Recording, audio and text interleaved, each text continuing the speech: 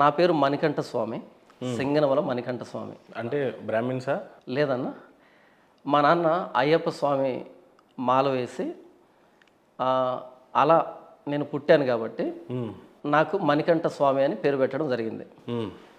నాకు తెలిసి మా నాన్న నా హీరో, నా ఊహ తెలిసినప్పటి నుంచి. ఎందుకంటే అంటే మీ నాన్న అయ్యప్ప స్వాముల వారి మాలను ధరించేవారు. మాలను ధరించేవాడు, ఆయన గురుస్వామి. ఎన్ని సంవత్సరాలుగా? ప్రతి సంవత్సరం కార్తీక మాసం వచ్చి అప్రాక్సిమేట్లీ ఒక 20 సంవత్సరాలు ధరించుంటారా? నాకు అవగాహన లేదన్న. అయితే నాకు ఊహ తెలిసినప్పటి నుంచి కూడా ప్రతి సంవత్సరం ఆయన మాల వేసేవాడు. ఓకే. అలా ఏంటంటే నా పేరు మణికంఠ స్వామిని పెట్టడం జరిగింది. మీరు బ్రాహ్మిన్స్ కాదు, ఇక్కడ తప్పేం కాదు. కులం గురించి మాట్లాడడంలో బ్రాహ్మణ్ కాదు. సో ఏంటి మీ కులం? నేను బ్రాహ్మణ్ కాదు. నాకు చెప్పడం ఇష్టం లేదన్న, ఎందుకంటే నాకు ఎందుకో నన్ను తగ్గించుకున్నట్టుగా ఉంటుంది. లేదు, అలా ఏం లేదు. బట్ ఎందుకు అడుగుతున్నాము అని అంటే ఖచ్చితంగా భారతదేశంలో 1400 కులాలు ఉన్నాయి. దాంట్లో మనం ఏం చెప్పుకోదగ్గర లేదన్న, నాకు ఇప్పటి వరకు నేను ఎక్కడ చెప్పలేదు. ఎందుకు అది నాకు నన్ను నేను తగ్గించుకున్నట్టుగా ఉంటుంది. బట్ బై ఛాన్స్ ఎవరైనా కులం గురించి కూడా ప్రస్తావించలేకపోయారు, కులం చెప్పుకోలేదు అని అంటే అది మీకు మంచిది అనిపించుకోదేమో అని నా ఉద్దేశం. అందుకనే పర్లేదు, నేను భరిస్తానన్నా. ఓకే. ఎందుకంటే మొట్టమొదటిసారి 6th క్లాస్లో అనుకుంటాను, నాకు అప్పటి వరకు కులం అనేటువంటి అది తెలియదు, ఏంటో తెలియదు నాకు. 6th క్లాస్లో ఏంటంటే టీచర్ వచ్చి అందరినీ పేర్లు వారి కులాన్ని నమోదు చేసుకుంటున్నాడు. అంతవరకు మిగతా స్నేహితులతో కలిసి ఇంటర్వెల్ అయిపోయింది, తిని అప్పుడే వచ్చాను. 4th పీరియడ్ అనుకుంటాను. టీచర్ అడిగాడు, అందరిని అడుగుతున్నాడు ఒక్కొక్కరిని, ఈ క్యాస్ట్ ఏంటంటే అప్పుడు పక్క వ్యక్తిని అడిగాను, క్యాస్ట్ అంటే ఏంటి అని. అంతవరకు నాకు ఆ పదం తెలియదు, నాకు అవసరం రాలే, అన్నీ మా నాన్న చూసుకునేవాడు. మొట్టమొదటిసారి క్యాస్ట్ అంటే ఫలానా అన్నాడు. అప్పుడు నేను అన్నాను, ఇంతకు మనదేంట్రా అని అడిగాను. అంటే నా తమ్ముడిని అన్న ఉంటాను కదా, 6th క్లాస్లో తెలియాల్సిన అవసరం. అప్పుడు వాళ్ళు చెప్పారు, వాళ్ళకి అవగాహన ఉంది. అప్పుడు నేను ఎప్పుడైతే చెప్పానో నా పక్కన ఉన్నటువంటి 2 స్నేహితులు కొంచెం దూరం జరిగారు. అప్పుడు అనిపించింది, ఇదేంట్రా ఈ ప్రస్తావన రాగానే 2 స్నేహితులు పక్కకి వెళ్ళారు అని. అంటే నేను తక్కువ అనేటట్టుగా ఒక భావన వచ్చింది నాకు. అంటే ఎవరు ఏ పాస్టర్ని అడిగినా కూడా ఏదో అవహేళన జరిగింది, కుల వివక్షకి జరిగింది అని చెప్తుంటారు. నిజంగా జరుగుంటాయి అవన్నీ? లేదా ఈ రోజు నా మతం మారాం కాబట్టి చెప్పుకోవడానికి ఒక స్టోరీ కోసం అవన్నీ? లేదన్న, ఇక్కడ మీకేదో స్టోరీ అల్లాల్సిన అవసరం నాకు లేదు. ఒకవేళ స్టోరీ అల్లాల్సిన పరిస్థితి వస్తే కనుక మీరు నా గురించి ఇప్పటికే కొన్ని వీడియోలు చూస్తుంటారు. అలా నేను ప్రవర్తించాల్సిన అక్కర్లేదు. నాకున్నటువంటి దేవుడిచ్చిన జ్ఞానాన్ని బట్టి నేను ఇంకో మార్గాన్ని ఎంచుకొని ఇంకో మార్గంలో నేను వెళ్లాల్సిన వాడిని. నేను మాట్లాడిన ప్రతి మాటకి త్రికరణ శుద్ధిగా నేను కట్టుబడుతున్నాను. నాకు అలా ఆ చిన్నతనంలో క్యాస్ట్ మీద అలాంటి ఒకటి పడింది కాబట్టి దాన్ని బట్టి నేను మతం మారలేదు. అది చెప్పినప్పుడు నన్ను నేను తగ్గించుకున్నట్టు ఉంటుంది అన్నది మాత్రం నేను చెప్తున్నా, కానీ దాన్ని బట్టి నేను మతం మారలేదు. అది అన్న. కాబట్టి నేను క్యాస్ట్ని చెప్పను. ఓకే. ఒకవేళ చెప్పవలసి వస్తే ఎంఆర్ఓ ఆఫీసులో ఎవరికి వినపడకుండా వాళ్ళకి మాత్రం చెప్తాను తప్ప ఇంకెక్కడ నేను చెప్పదలుచుకోలేదు. కమింగ్ టు ద పాయింట్ ఏంటంటే మణికంఠ స్వామిగా నా పేరు మా నాన్న నామకరణం చేయడం జరిగింది. ఎందుకంటే ఆయన అయ్యప్ప స్వామి మాల వేశాడు కాబట్టి. నా ఊహ తెలిసినప్పుడు ఏంటంటే మా నాన్న ఎవరితో అయినా మాట్లాడినప్పుడు కానీ, ఏదైనా ఒక విషయాన్ని ఎక్స్ప్లెయిన్ చేస్తున్నప్పుడు కానీ, మా నాన్న చెప్పే విధానం కానీ, ఆయన తెలివి కానీ చాలా బాగుండేది. అంటే ఆయన బాగా చదువుకున్నాడు, అప్పట్లో ఉద్యోగాలు చేశాడు. ఆయన అప్పట్లో ఇంటర్మీడియట్ చదివాడు. మీరేం చదువుకున్నారు? నేను బీ ఫార్మసీ చదువుకున్నానన్న. ఓకే. అయితే ఏంటంటే ఆయన అప్పట్లో గవర్నమెంట్ ఉద్యోగాలు 13 చేశాడన్న. ఒకదానికి రాజీనామా పెట్టి ఇంకొకటి ఇలా 13 ఉద్యోగాలు చేశాడు ఆయన, మా నాన్న. అయితే ఏంటంటే ఆయన ఒక హీరో నాకు అప్పట్లో. అయితే మొట్టమొదటిసారి అంటే మా అమ్మమ్మ గారి ఊరికి వెళ్ళినప్పుడు అక్కడ మిలిటరీలో పనిచేసినటువంటి ఒక ఆయన, ఎక్స్ మిలిటరీ ఒక ఆయన వచ్చున్నాడు. బహుశా ఆయన ఎవరో నాకు ఇప్పటికీ తెలియదు.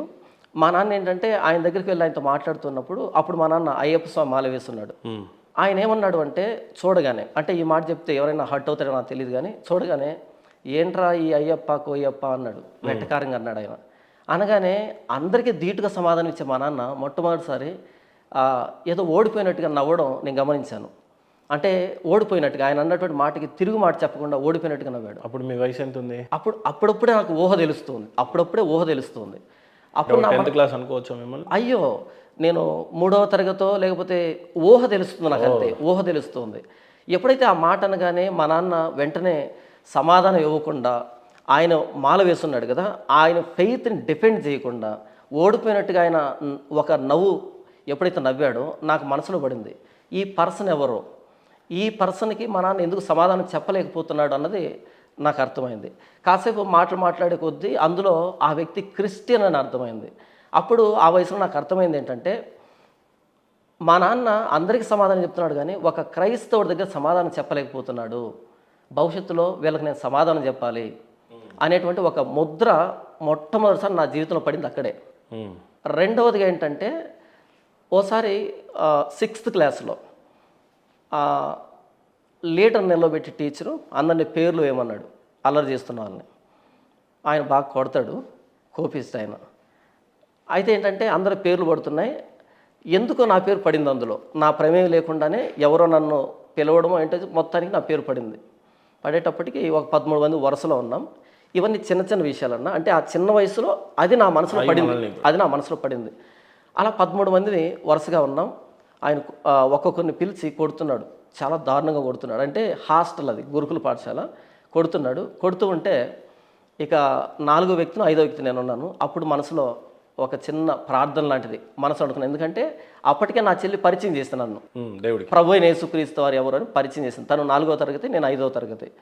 ఇప్పుడు చెప్పేది 6వ తరగతిలో జరిగింది. అప్పుడు యేసు ప్రభువా, నీవే కనుక నిజంగా దేవుడు అయితే, చిన్న వయసులో నీవే కనుక దేవుడు అయితే, అంతకుముందు నేను హైందవ దేవుళ్ళని నమ్మేవాడిని, క్రమం తప్పకుండా గుడికి వెళ్ళేవాడిని, అన్ని రకాలు ఉండేటివి. మా నాన్న భక్తిపరుడు. అయితే నీవే కనుక దేవుడు అయితే, ఎందుకు ఆ సమయంలో యేసు ప్రభు గుర్తొచ్చాడు. నీవే కనుక దేవుడు అయితే ఆయన నన్ను కొట్టకుండా కాపాడు అనేటట్టుగా నేను ఒక చిన్న ప్రార్థన చేస్తున్నాను. అది ప్రార్థన ఏంటో తెలియదు అనుకున్నా మనసులో. అందరిని కొట్టాడన్న, చాలా దారుణంగా కొట్టాడు. నేను ఎదురుగా వచ్చాను. అప్పటికే ప్రార్థన కూడా మర్చిపోయానుక, నాకు దెబ్బలు పడతాయి అనుకున్నా. నేను రాగానే నా ముఖం చూసి పక్కకి వెళ్ళు అన్నాడు. పక్కకు వచ్చాను. ఇక మిగతా వ్యక్తులను కొట్టడం ప్రారంభించాడు. అప్పుడు పర్సనల్గా నేను యేసు ప్రభువుని ఎక్స్పీరియన్స్ అయ్యాను. నేను అడిగితే ఆయన స్పందిస్తున్నాడు అన్నది నా మనసులో పడింది. 3వ సందర్భం ఏంటంటే, మా నాన్న జూదం ఆడేవాడు. జూదం ఆడేటప్పుడు ఆ టెన్షన్ భరించలేక ఆ జూదంలో డబ్బులు పోతుంటే బీడీ తాగేవాడు. ఆ బీడీ కానీ నన్ను పంపించేవాడు, అంగడి దగ్గర పంపిస్తే నేను అక్కడికి వెళ్ళి బీడీ కట్ట తీసుకొని మరలా వచ్చి కొంచెం దూరం వచ్చి అందులో 4 బీడీలు మరలా వెనక్కి తీసి ఆ కట్టని కొంచెం గట్టిగా కట్టి మరలా వెనక్కి వెళ్ళి, మా నాన్న ఈ 4 వెనక్కి ఇచ్చి ఆ రూపాయి తీసుకురమ్మన్నాడు అని చెప్పి ఆ రూపాయి తీసుకొని పక్కంగట్లో చాక్లెట్లు బిస్కెట్లు ఏదో తీసుకొని మరలా వెనక్కి వచ్చి అవి మా నాన్నకి ఇచ్చేవాడిని. ఆయన ఆ టెన్షన్లో ఉన్నాడు కాబట్టి అందులో ఏం తగ్గాయి అన్నది ఆయనకు తెలియదు, ఆ టెన్షన్లో తాగడమే తప్ప. అలా నేను ఏమనుకున్నావాడిని అంటే, చాలా తెలివైన పని చేస్తున్నాను నేను. అంటే చాలా ఎంత తెలివి ఉంటే కానీ ఇలాంటి ఐడియా రాదు. అయ్యప్ప మాల వేస్తున్న మీ ఫాదరు డ్రింక్ చేయడం కానీ, జూదం ఆడడం కానీ, బీడి పట్టుకోవడాలు ఇలాంటివి చేయకూడదు కదా, చేస్తాడా? ఆ మాల అన్నది ఒక పర్టికులర్ సీజన్లోనే ఉంటుంది. సంవత్సరం తర్వాత 40 రోజులు హ్యాబిట్స్ 40 రోజులు ఉంటుంది. అది అయిపోయిన తర్వాత యథావిధిగానే ఉంటుంది. అలా ఏంటంటే చాలా తెలివైన వాడిని నేను భావించేవాడిని. ఆ సమయంలో అలా అంగడి దగ్గరికి వెళ్తున్నాను, అది బజార్ లాంటిది. ఆ బజార్లోనికి ఒక వ్యాన్ వచ్చిందన్న, అంటే సువార్త ప్రకటిస్తూ ఒక వ్యాన్ వచ్చింది. ఆ వ్యాన్లో నుంచి ఒక మాట వినబడుతుంది, ఆ మైకులో నుంచి, నీవు క్షమించు అని అడిగితే క్షమించే దేవుడు ప్రభువైన యేసుక్రీస్తు వారు, నీ పాపాలు క్షమించే దేవుడు ప్రభువైన యేసుక్రీస్తు వారు అనే మాట ఆ మైకులోంచి వినబడగానే ఆ చిన్న వయసులో నాకు అర్థమైంది ఏంటంటే, ప్రతిరోజు నేను దాన్ని తెలివి అనుకున్నాను, కానీ మొట్టమొదటిసారి ఆ మాట వినబడగానే నేను పాపిని, నేను చేస్తున్నది పాపము, నేను పెద్ద అయిన తర్వాత నమ్ముకోవాల్సిన దేవుడు ఈయన యేసు ప్రభు అని. మీ వయసు అప్పుడు 3వ తరగతి 4వ తరగతి వయసు అన్న. ఈ వ్యాన్ స్వార్థ విన్నది. అంటే ఈయన నేను నమ్ముకోవాలి భవిష్యత్తులో, ఎందుకంటే ఇప్పుడు పాపాన్ని మానను, నేను పెద్ద అయిన తర్వాత ఈయన క్షమించు అంటే క్షమిస్తాడంటే కదా, నేను ఖచ్చితంగా ఈయన నమ్ముకోవాలి, ఎందుకంటే నా పాపాలు పోవాలంటే అనేది అదొక ముద్ర పడిందన్న. ఇలా యేసు ప్రభు నమ్మాలా వద్దా అనేటువంటి ఈ సందిగ్ధంలో గడుస్తున్నటువంటి క్రమంలో మా చెల్లి నాకు సువార్త చెప్పేది. తను హాస్టల్లో చదివేది, నేను ఇంటి దగ్గర ఉండేవాడిని. దసరా సెలవులకి, సంక్రాంతి సెలవులకి, సమ్మర్ హాలిడేస్కి వచ్చినప్పుడు ఏంటంటే యేసు ప్రభు గురించి తను చెప్పడం, నేను ఇటువైపు నుంచి హైందవ దేవుళ్ళ గురించి చెప్పడం, నేను మా నాన్న ఇద్దరం ఏకమై ఇలా నిరంతరంగా డిబేట్ నడిచేది మా మధ్య. ఆ క్రమంలో ఏంటంటే ప్రతిసారి డిబేటు నేను గెలిచేవాడిని బయటికి, కానీ నా లోపల తగిలేవు ఆ మాటలు. ఒక్క డిబేట్ చెప్పండి, ఏదైనా మీకు గుర్తుంది, మీ నాన్న ఓడిపోతున్నాడు, మీరు డిబేట్ క్వశ్చన్స్ అడుగుతున్నారు, ఒక్క సంఘటన. ఉదాహరణకి తను యేసు ప్రభు గురించి చెప్తుంది, యేసు ప్రభు నమ్ము నీ పాపాలు క్షమించబడతాయి అని తను చెప్పినప్పుడు. ఎవరు చెప్పేవాళ్ళు? మా చెల్లి నాకంటే 1.5 సంవత్సరం చిన్న తను హాస్టల్లో ఉన్నప్పుడు ఒక వార్డెన్ ద్వారా యేసు ప్రభు పరిచయం తనకి. అలా ఇంటికి వచ్చి యేసు ప్రభు నమ్ము నీ పాపాలు క్షమించబడతాయి, ఎందుకంటే నేను సినిమాలు చూసేవాడిని, బూతులు మాట్లాడేవాడిని, అల్లరిచల్లగా తిరిగేవాడిని. అలా తను చెప్పినప్పుడు నేనేమనేవానంటే, మా ఊరికి పక్కనే ఒక పుణ్యక్షేత్రం ఉంటుంది, హత్యరాల, దాని పేరు హత్యరాల, హత్యలు పోతాయని. అంటే మీ ప్రాపర్ ఎక్కడ, ఇఫ్ యూ డోంట్ మైండ్? నాది కడప జిల్లా అన్న. కడప జిల్లాలో పెనగలూరు మండలం అని, అక్కడ నేను పుట్టి పెరిగానన్న. అక్కడ హత్యరాల అని ఉంటుంది. అంటే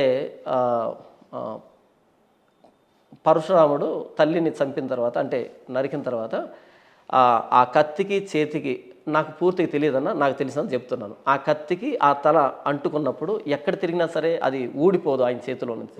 అలా ఆయన ఎన్నో పుణ్యక్షేత్రాలు తిరిగాడు, ఊడిపోలేదు. అంటే ఆ పాపం పోలేదు.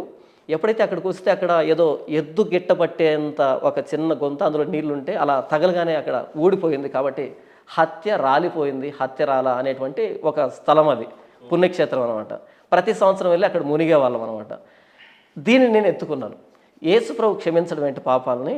మనకు దగ్గరలోనే హత్యరాలు ఉంది కదా, హత్యరాల్లో పాపాలు క్షమించబడతాయి కదా. ఎక్కడెక్కడి నుంచి వచ్చి ఇక్కడ పాపాలు పోతూ ఉంటే ఎక్కడి నుంచో యేసు ప్రభుని తీసుకొచ్చి పాపాలు క్షమించబడతాయి అంటావేంటి అని ఇటువైపు నుంచి నా వాదన అని చెప్పాను. తను కూడా నాకంటే చిన్నది కాబట్టి తను మౌనం వహించింది. ఒకరోజు నువ్వే తెలుసుకుంటావు అనేటట్టుగా వదిలిపెట్టేసింది.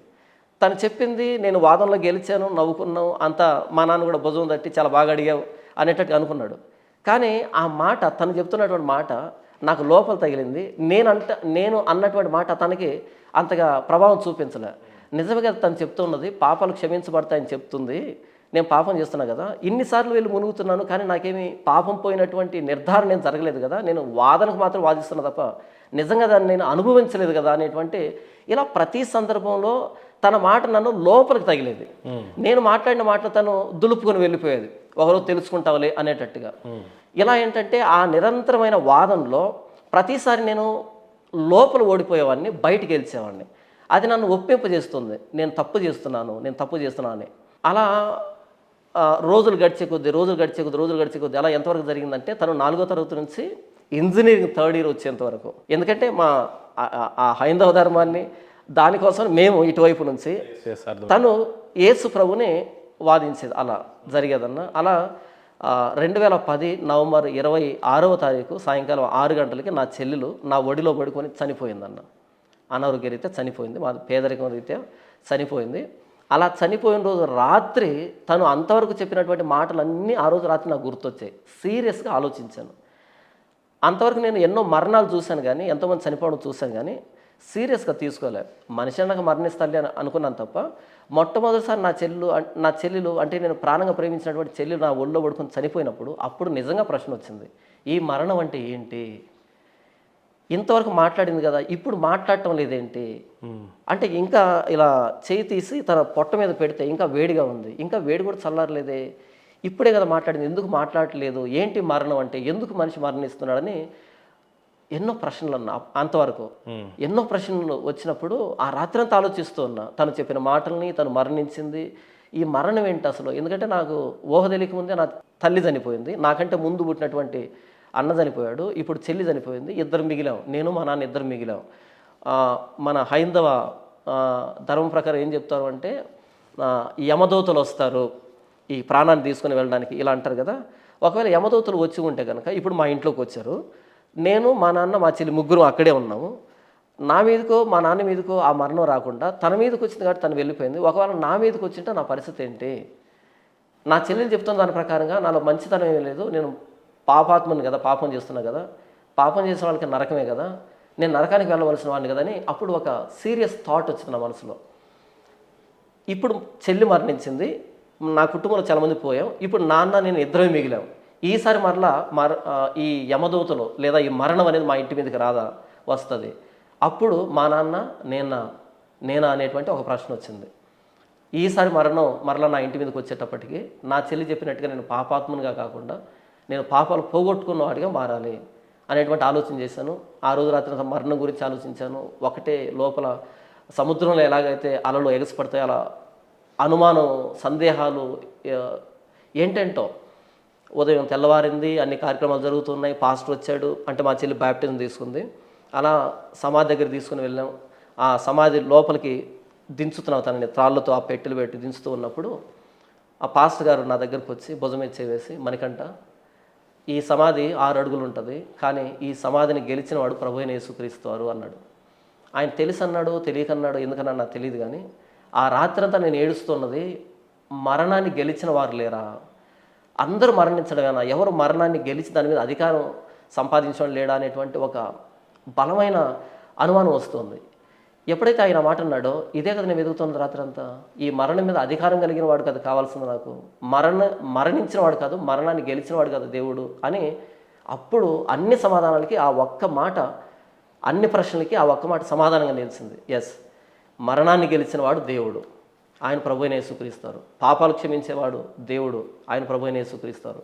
నాకు ఇంతవరకు అనుభవంలో నేను పిలిచిన ప్రతిసారి ఈ పరిస్థితుల విధానంలో నాకు సమాధానం ఇచ్చినవాడు ప్రభువైన యేసుక్రీస్తారు, ఈయన దేవుడు అని నిర్ధారించుకొని అప్పటి నుంచి ఆయన గురించి నిజంగా చదవడం, నిజంగా తెలుసుకోవడం ప్రారంభించాను. అలా 3 నెలలకు ప్రభువైన యేసుక్రీస్తారు ఎవరో సంపూర్ణంగా అర్థం చేసుకున్నాను. అలా మీరు మారారు. అలా నేను ప్రభువైన యేసుక్రీస్తుని అంగీకరించాను. జాన్ పాల్గా అప్పుడు మారారు. అవునన్న. బాప్తీసం తీసుకున్నారు. అవునన్న. బైబిల్ని ఇప్పుడు ఎన్నిసార్లు చదువుంటారు మీరు? ఎన్నిసార్లు చదివాను అన్నది నాకు తెలియదన్నా. ఒక విషయం అర్థం కాకపోతే అర్థమయ్యేంత వరకు చదువుతానన్న. దాదాపుగా బైబిల్ని అయితే చదివేసి ఉండుంటారు. చదివాను. కొన్నిసార్లు మనం అడిగినటువంటి అధ్యయనంలో కొన్ని చాప్టర్స్ చెప్తే చెప్పలేమేమో కావచ్చు, కానీ మోస్ట్ ఆఫ్ ద టైం బైబిల్ని అయితే మీరు చదివారు. ఎసెన్స్ అయితే తెలుసు నాకు. హిందువుగా ఉన్నప్పుడు భగవద్గీతను ఎప్పుడైనా చదివారా? అస్సలు చదవలేదన్నా.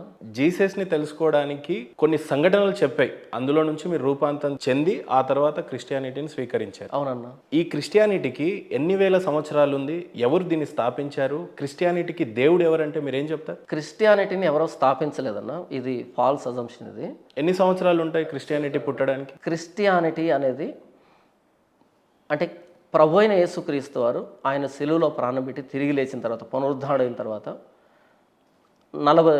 10 రోజులకి, ఆయన 40 రోజుల పాటు శిష్యులు కనిపించాడు. ఆయన వెళ్ళిపోయిన 10వ రోజుకి పరిశుద్ధాత్మ దేవుడు ఈ లోకానికి రావడం జరిగింది. అలా వచ్చినప్పుడు పెంతెకోస్తు పండుగ దినం, అది 50వ రోజు, యేసు ప్రభు మరణించిన 50వ రోజు. అప్పుడు అపోస్తలుడైన పేతురు ప్రసంగం చేసిన తర్వాత 3000 మంది ప్రభువైన యేసుక్రీస్తుని అంగీకరించి బాప్తిసం పొందారు. అది జాన్ పాల్ గారు, నేను అడిగినటువంటి ప్రశ్న చాలా సూటిగా, క్రిస్టియానిటీ ఎన్ని సంవత్సరాలు పాతది అని అంటే మీరు ఏం చెప్తారు? 2000 సంవత్సరాలు. ఇప్పటికీ 2024 కదా, 2024 సంవత్సరాలు. ఈ గూగుల్ కానీ లేకపోతే మీరు చదివినటువంటి ప్రతి ఒక్క సమాచారాన్ని అనుసరించి చెప్పండి, ఈ ప్రపంచం, ఈ భూమండలం మొత్తంలో అతి పాతదైన మతం ఏంటో తెలుసా మీకు? తెలియదన్న. గూగుల్ని ఎప్పుడన్నా అడగండి. తెలియదన్న. అంటే తప్పుగా అనుకోవద్దు, ఒకసారి గూగుల్ చేసి తప్పుగా అనుకోనన్నా, జస్ట్ గూగుల్ అడగండి. తప్పుగా అనుకోను, కానీ నేను మీ లాస్ట్ ఇంటర్వ్యూ చూశాను, అంటే రాధా మనోహర్ దాస్ గారితో మీరు చేసినటువంటి ఇంటర్వ్యూ చూశాను. అందులో ఏంటంటే సనాతన ధర్మ అన్నది ఓల్డెస్ట్ రిలీజియన్ అని ఆయన చెప్పాడు. మీరు కూడా ఓల్డెస్ట్ రిలీజియస్ అనేది హిందుత్వం అని చెప్తుంది. ఓల్డెస్ట్ బుక్ అనేది, ధర్మం అనేది సనాతన ధర్మమో వేదాస్ మీరు చెప్పారు. ఆయన హిందూయిజం అని ఆయన చెప్పాడు. మీరు వేదాలు జస్ట్ మీరు ఒకసారి గూగుల్ అడగండి, దెన్ మనం ఒక వే ఆఫ్ ఇదిలోనే చర్చించుకుందాం. Hinduism is often called the oldest religion in the world. Then ఒకవేళ వేదాస్ ఎంత పాతవి? ఇక అంత పాతవే కదన్న, ఒక 20,000 సంవత్సరాలు. 20,000 సంవత్సరాలు లేదు కానీ అంట. ఓకే. మానవ అంటే ఈ అభివృద్ధి అన్నది 20,000 జాన్ పాల్ గారు సరిగ్గా భగవద్గీతని చదవాలా, వేదాస్ని సరిగ్గా చదవలేదు కదా. అవును. మీ యొక్క సంస్కృతిని, మీరు హిందుత్వంలో ఉన్నప్పుడు మీ యొక్క సాంప్రదాయాలు కానీ, సంస్కృతిని కానీ, మీ చరిత్రని కానీ సరిగ్గా చదువుకోక మూలాన జీసస్ని సగం సగమే చదివి మీరు బాప్తీసం తీసుకోవడం కానీ మతం మార్చారు, లేదంటే మార్చబడ్డారు అని అంటే మీరేమని చెప్తారు సమాధానం? అసలు ఇందులో ఇంతవరకు నేను చెప్పిన దాంట్లో అసలు యాంగిల్ రాలేదు కదా.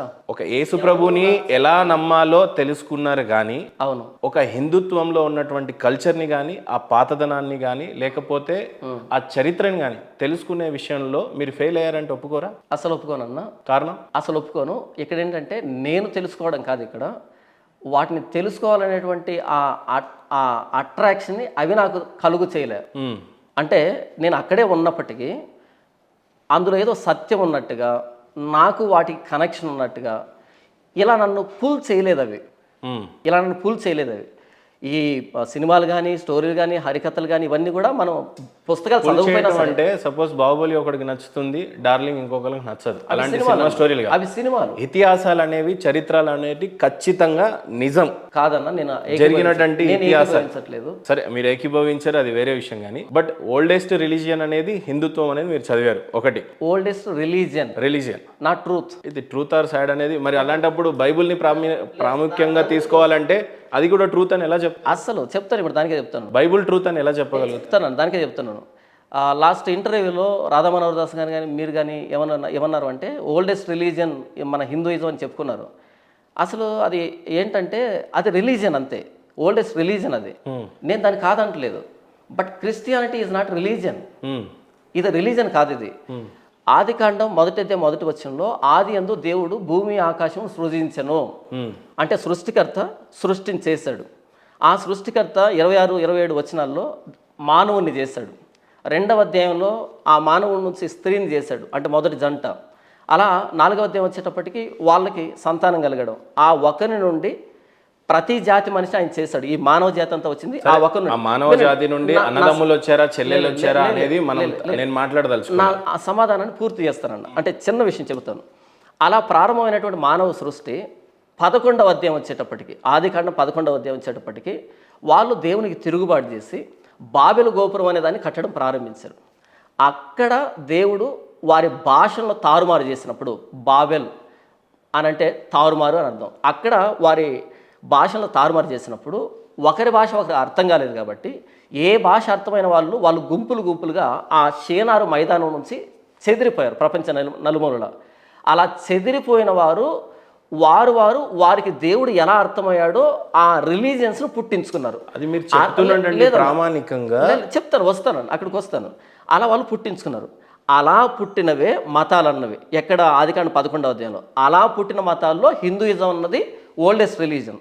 కానీ నేను మాట్లాడుతుంది ఏంటంటే మానవుని చేసినప్పుడు దేవుడు ఉన్నాడే, ఆ దేవుడు అనేది మీ బైబుల్ ఎక్కడన్నా రాసుందా? ఏది ఇంతవరకు నేను చెప్పింది బైబుల్. హిందుత్వం ఎక్కడ పుట్టింది అని మీ అధ్యయనాల్లో ఎక్కడన్నా రాసుంటే ప్లీజ్ చదవండి. ఇక్కడ అంటే ఇప్పుడు చెప్పిందన్నా ఇది హిందుత్వం ఎలా పుట్టింది, జొరాస్ట్రియన్ ఎలా పుట్టింది, బుద్ధిజం ఎలా పుట్టింది అని కాదు ఇక్కడ రాయబడుతుంది. మీరు అర్థం చేసుకున్నారని చెప్పండి అంతే.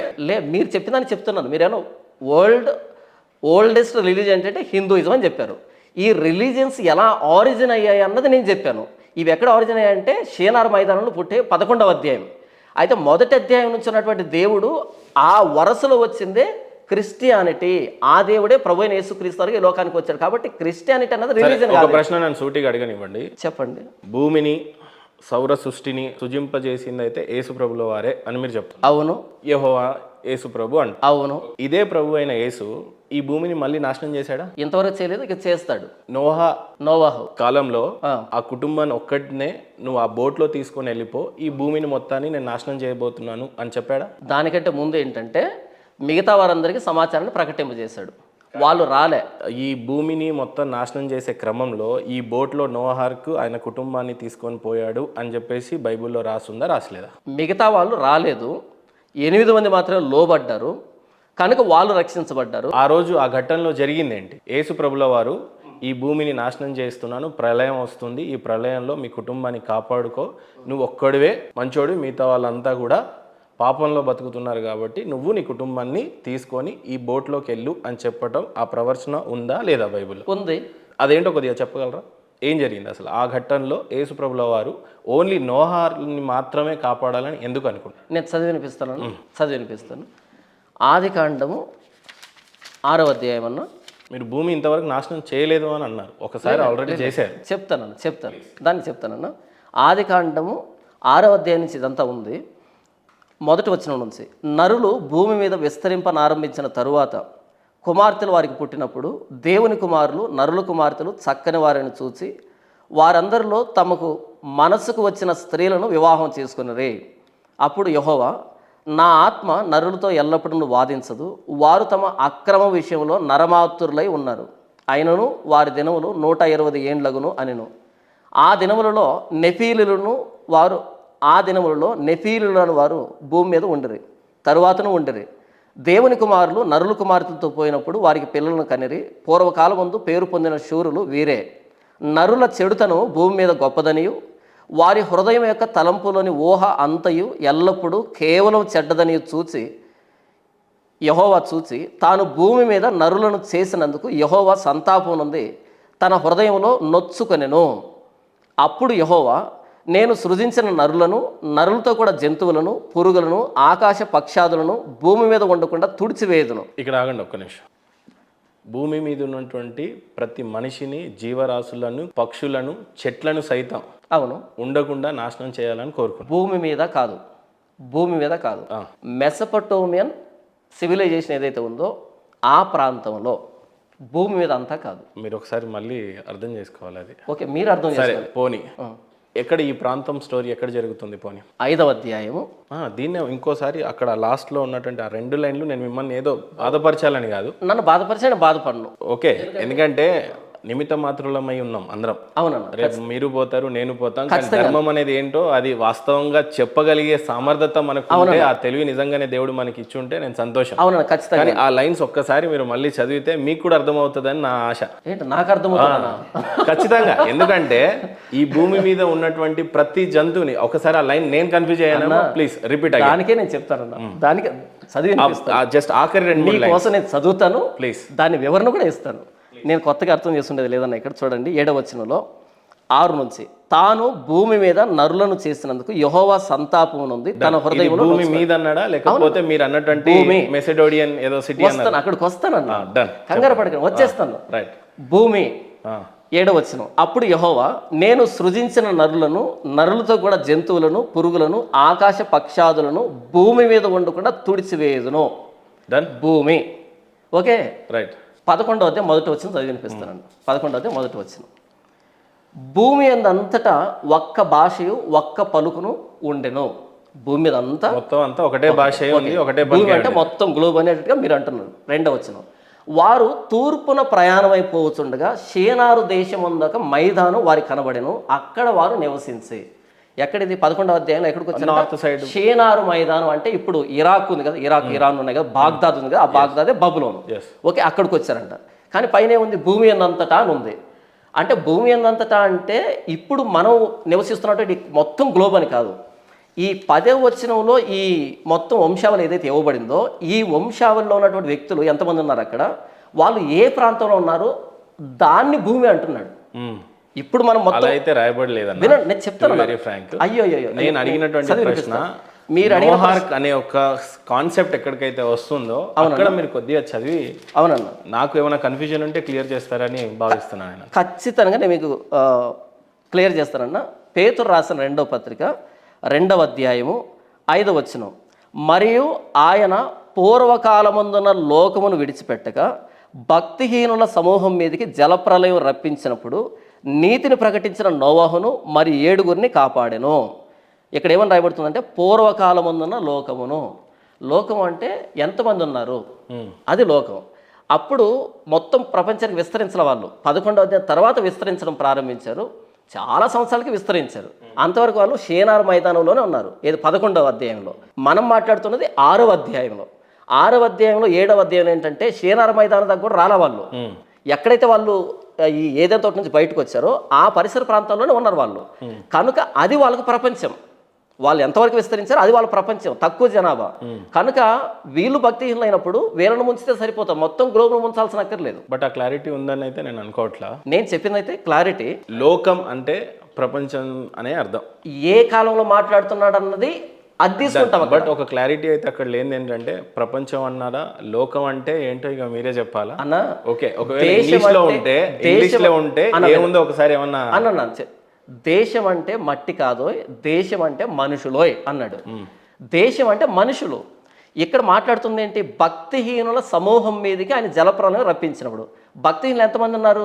6వ అధ్యాయానికి 7వ అధ్యాయానికి ఎంతమంది ఉన్నారు? మీ దృష్టిలో భక్తిహీనులు అంటే అది ముస్లిం అయి ఉండొచ్చు, లేకపోతే అక్కడ ముస్లిమ్స్ లేరు, హిందూస్ అయి ఉండొచ్చు. అక్కడ ముస్లిమ్స్ లేరు, దేవుణ్ణి నమ్మిన బిడ్డలు మాత్రమే ఆయన లోకానికి లేదన్నా. అక్కడ ముస్లిమ్స్ లేరు, హిందూస్ లేరు, ఏ రిలీజన్ లేదు. ఈ రిలీజన్స్ అన్ని వచ్చింది ఎక్కడ అంటే షేనార్ మైదానం 11వ అధ్యాయం నుంచి చెదిరిపోయిన వాళ్ళలోంచి నోహార్కును మాత్రమే కాపాడాలనుకున్న దేవుడు ఆ ఒక్క సంఘటన చెప్పండి పోనీ. అక్కడ రాయబడింది ఏంటంటే అన్న, ఆనాటి ప్రపంచంలో చదివి వినిపిస్తాను. 7వ అధ్యాయం మొదటి వచనం. అంటే దేవుడు కేవలం నోవాహును మాత్రం రక్షించాలన్నది కానీ ఆయన ఉద్దేశం అది కాదు. అక్కడ రాయబడుతుంది ఏంటంటే మొదటి వచనం, యెహోవా ఈ తరము వారిలో నీవే నా ఎదుట నీతిమంతుడు అయి ఉండుట చూచితిని కనుక నీవును నీ ఇంటి వారును ఓడలో ప్రవేశించుడి. నోవహు నీతిమంతుడిగా ఉన్నాడు. అంటే ఆనాటి పరిస్థితుల నడుమ ఈయన నీతిమంతుడిగా ఉన్నాడు కాబట్టి నీవు ఓడలో ప్రవేశించు అని అన్నాడు. 6వ అధ్యాయం ఏంటంటే ఓడను తయారు చేసేటువంటి బాధ్యతను తనకే ఇచ్చాడు. 120 సంవత్సరాలు గడువు ఇచ్చాడు. పేతురు రాసిన పత్రికలు ఏంటంటే ఆయన ఆత్మస్వరూపుగా వెళ్ళి వారికి సువార్త ప్రకటించాడని ఉంటుంది. అందరినీ రావాల్సిందిగా ఆయన ఆహ్వానించాడు. ఎవరు ఆహ్వానాన్ని తీసుకోలేదు. లూకాసువార్త 17వ అధ్యాయంలో వాళ్ళు జలప్రలయం వచ్చేంత వరకు తినుచు త్రాగుచు పెళ్లి చేసుకొనచ్చు, పెళ్లికి ఇవ్వబడుచు, నారు నాటుతూ అమ్ముచు కొనుచు ఈ లోకంలోనే సరిపోయింది. వాళ్ళు ఓడను గమనించలేదు, ఎందుకంటే అంతవరకు భూమి మీద వర్షం కురవలే కనుక వాళ్ళు నిర్లక్ష్యం చేశారు, కనుక మరణించారు. నోవహు ఒకడు లోబడ్డాడు, ఓడను నిర్మించాడు, దేవుని నమ్మాడు, నీతిమంతుడు ఉన్నాడు కాబట్టి దేవుడు ఆయన్ను రక్షించాడు. అంతేగాని ఇందులో దేవుళ్ళ పక్షపాతం లేదు.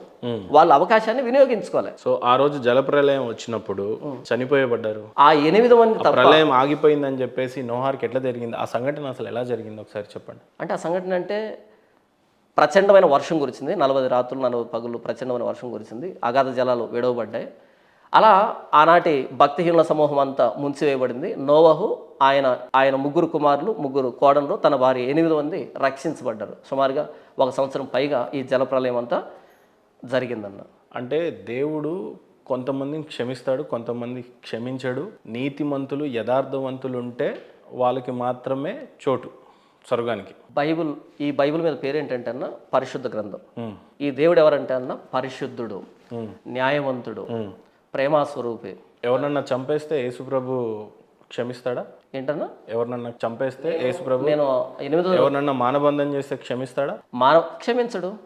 ఆ వ్యక్తి వచ్చి నిజంగా పశ్చాత్తాపడి, దాన్ని చేసిన పాపాన్ని బట్టి పశ్చాత్తాపడి, యేసుప్రభు నేను పాపం చేశాను, పశ్చాత్తాపడి నా పాపాన్ని క్షమించు అని ఆయన పాదాలు పట్టుకుంటే క్షమిస్తాడు. ఒకవేళ క్షమించుమని అడగకపోతే దేవుడు క్షమించాడు. లేదు, ఈ భూమి మీద ఎలాంటి తప్పునైనా దేవుడు క్షమించగలడు, కానీ కొన్ని తప్పులను క్షమించలేడు అని చెప్పి కూడా చెప్తుంటారు. ఇప్పుడు సపోజ్ మానబంధాలు చేసినా, మర్డర్లు చేసినా దేవుడు దాన్ని ఏ రీతిలో కూడా క్షమించబడదు, కానీ పశ్చాత్తాపడితే క్షమిస్తాడు అని చెప్పి అని అంటారు. అవునన్నా.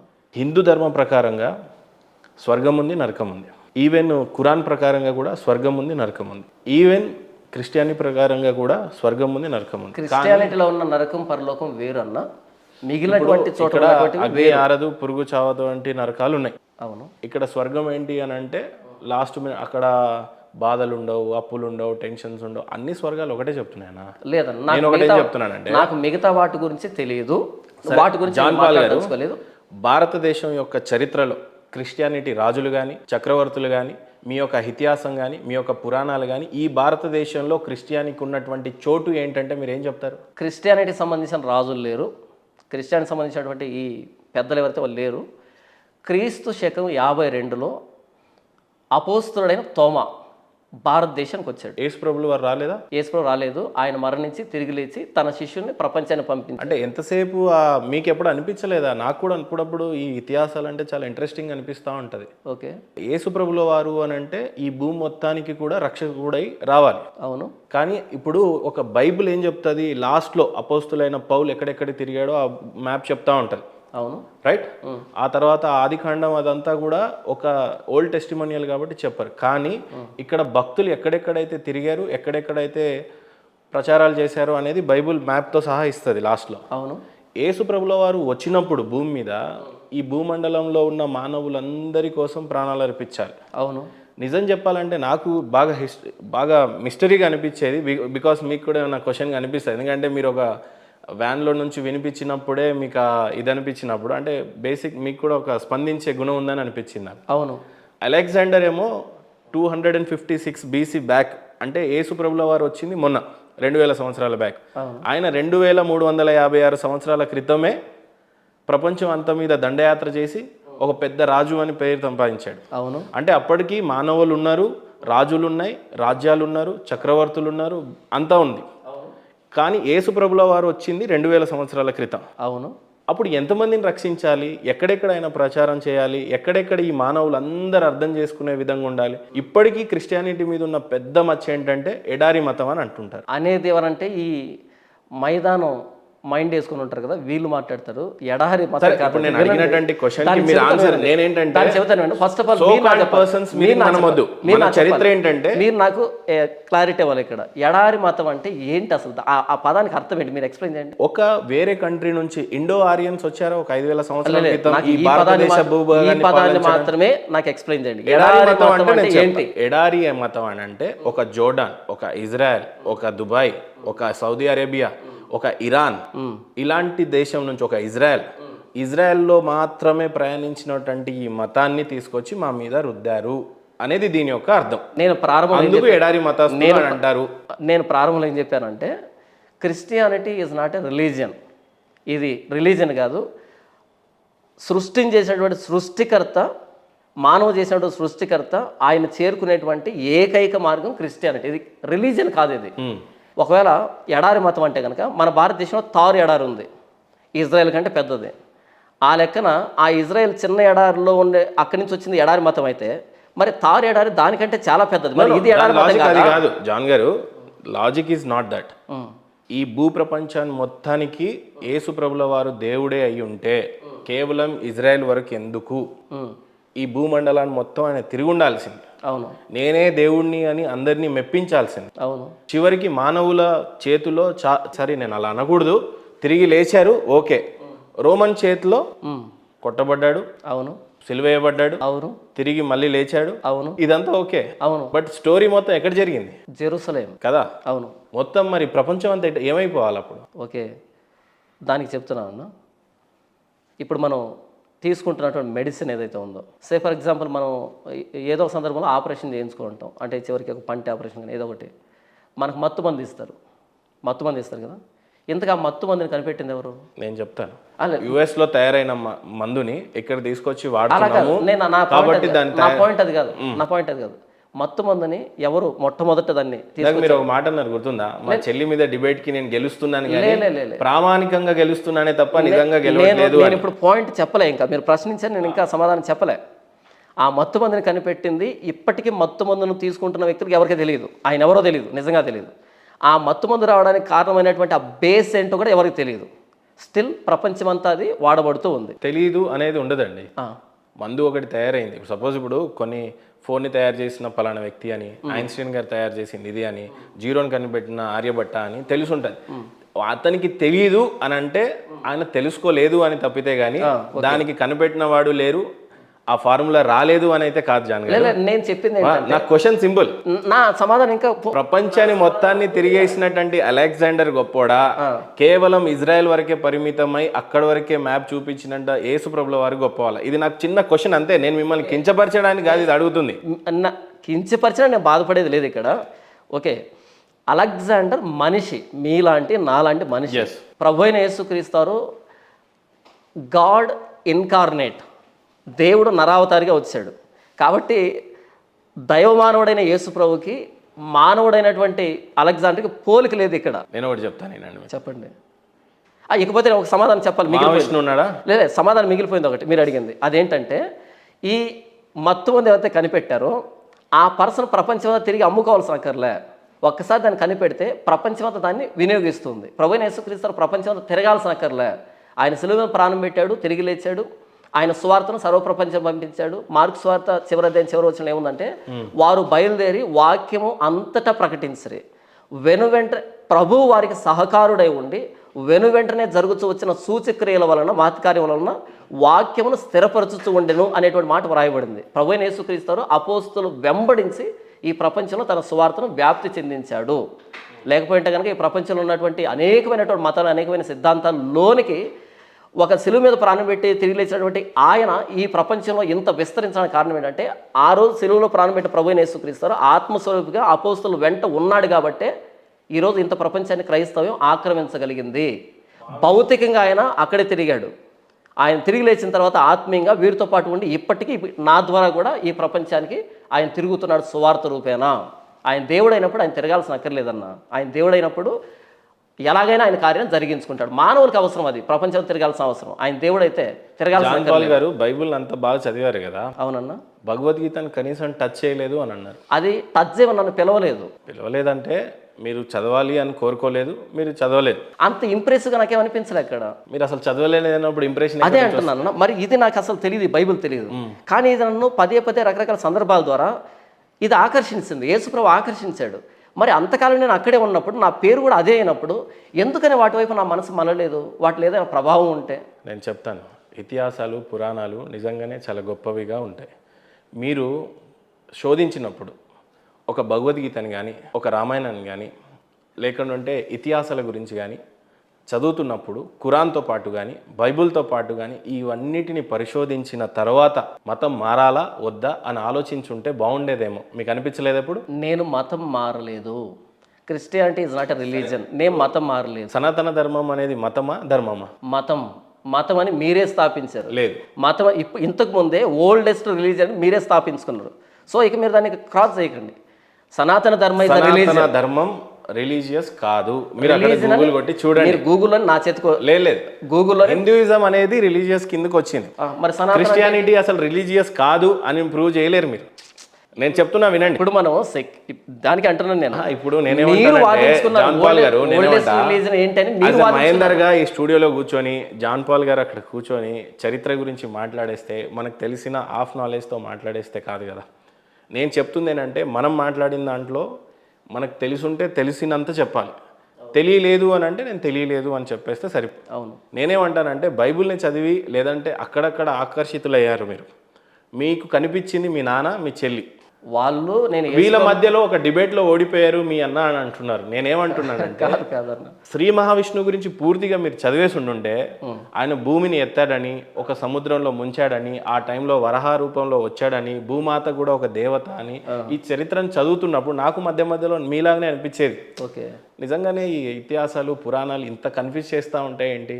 ఉదాహరణకి ఇప్పుడు నేనేం చెప్తానంటే, సరే మీ పక్షంలో మాట్లాడతా. ఓకే, యేసు ప్రభుల వారు మేరీ మాతకు పుట్టారు. అవును. చాలా మంది వక్రీకరించి చెప్తుంటారు, కానీ నేను వక్రీకరించాను. ఓకే, ఎందుకంటే కలికి అవతారంగా వస్తున్నప్పుడు ఎవరు శ్రీ మహావిష్ణువు ఇంకో అవతారంలో వస్తాడు అని అనుకున్నప్పుడు దానికి యేసు ప్రభు సంబంధం ఏంటి? లేదు, ఆయన తిరిగి కలికి అవతారంలో వస్తున్నప్పుడు ఒక 12 ఏళ్ల బాలికకి తను పుడతాను అని చెప్పి ఇతిహాసంలో రాసింది. అసలు సైన్స్ కూడా దాన్ని ఒప్పుకోదు. 12 ఏళ్ల బాలిక ఎలాగంటది అంటే? అలాంటప్పుడు స్థలం లేనప్పుడు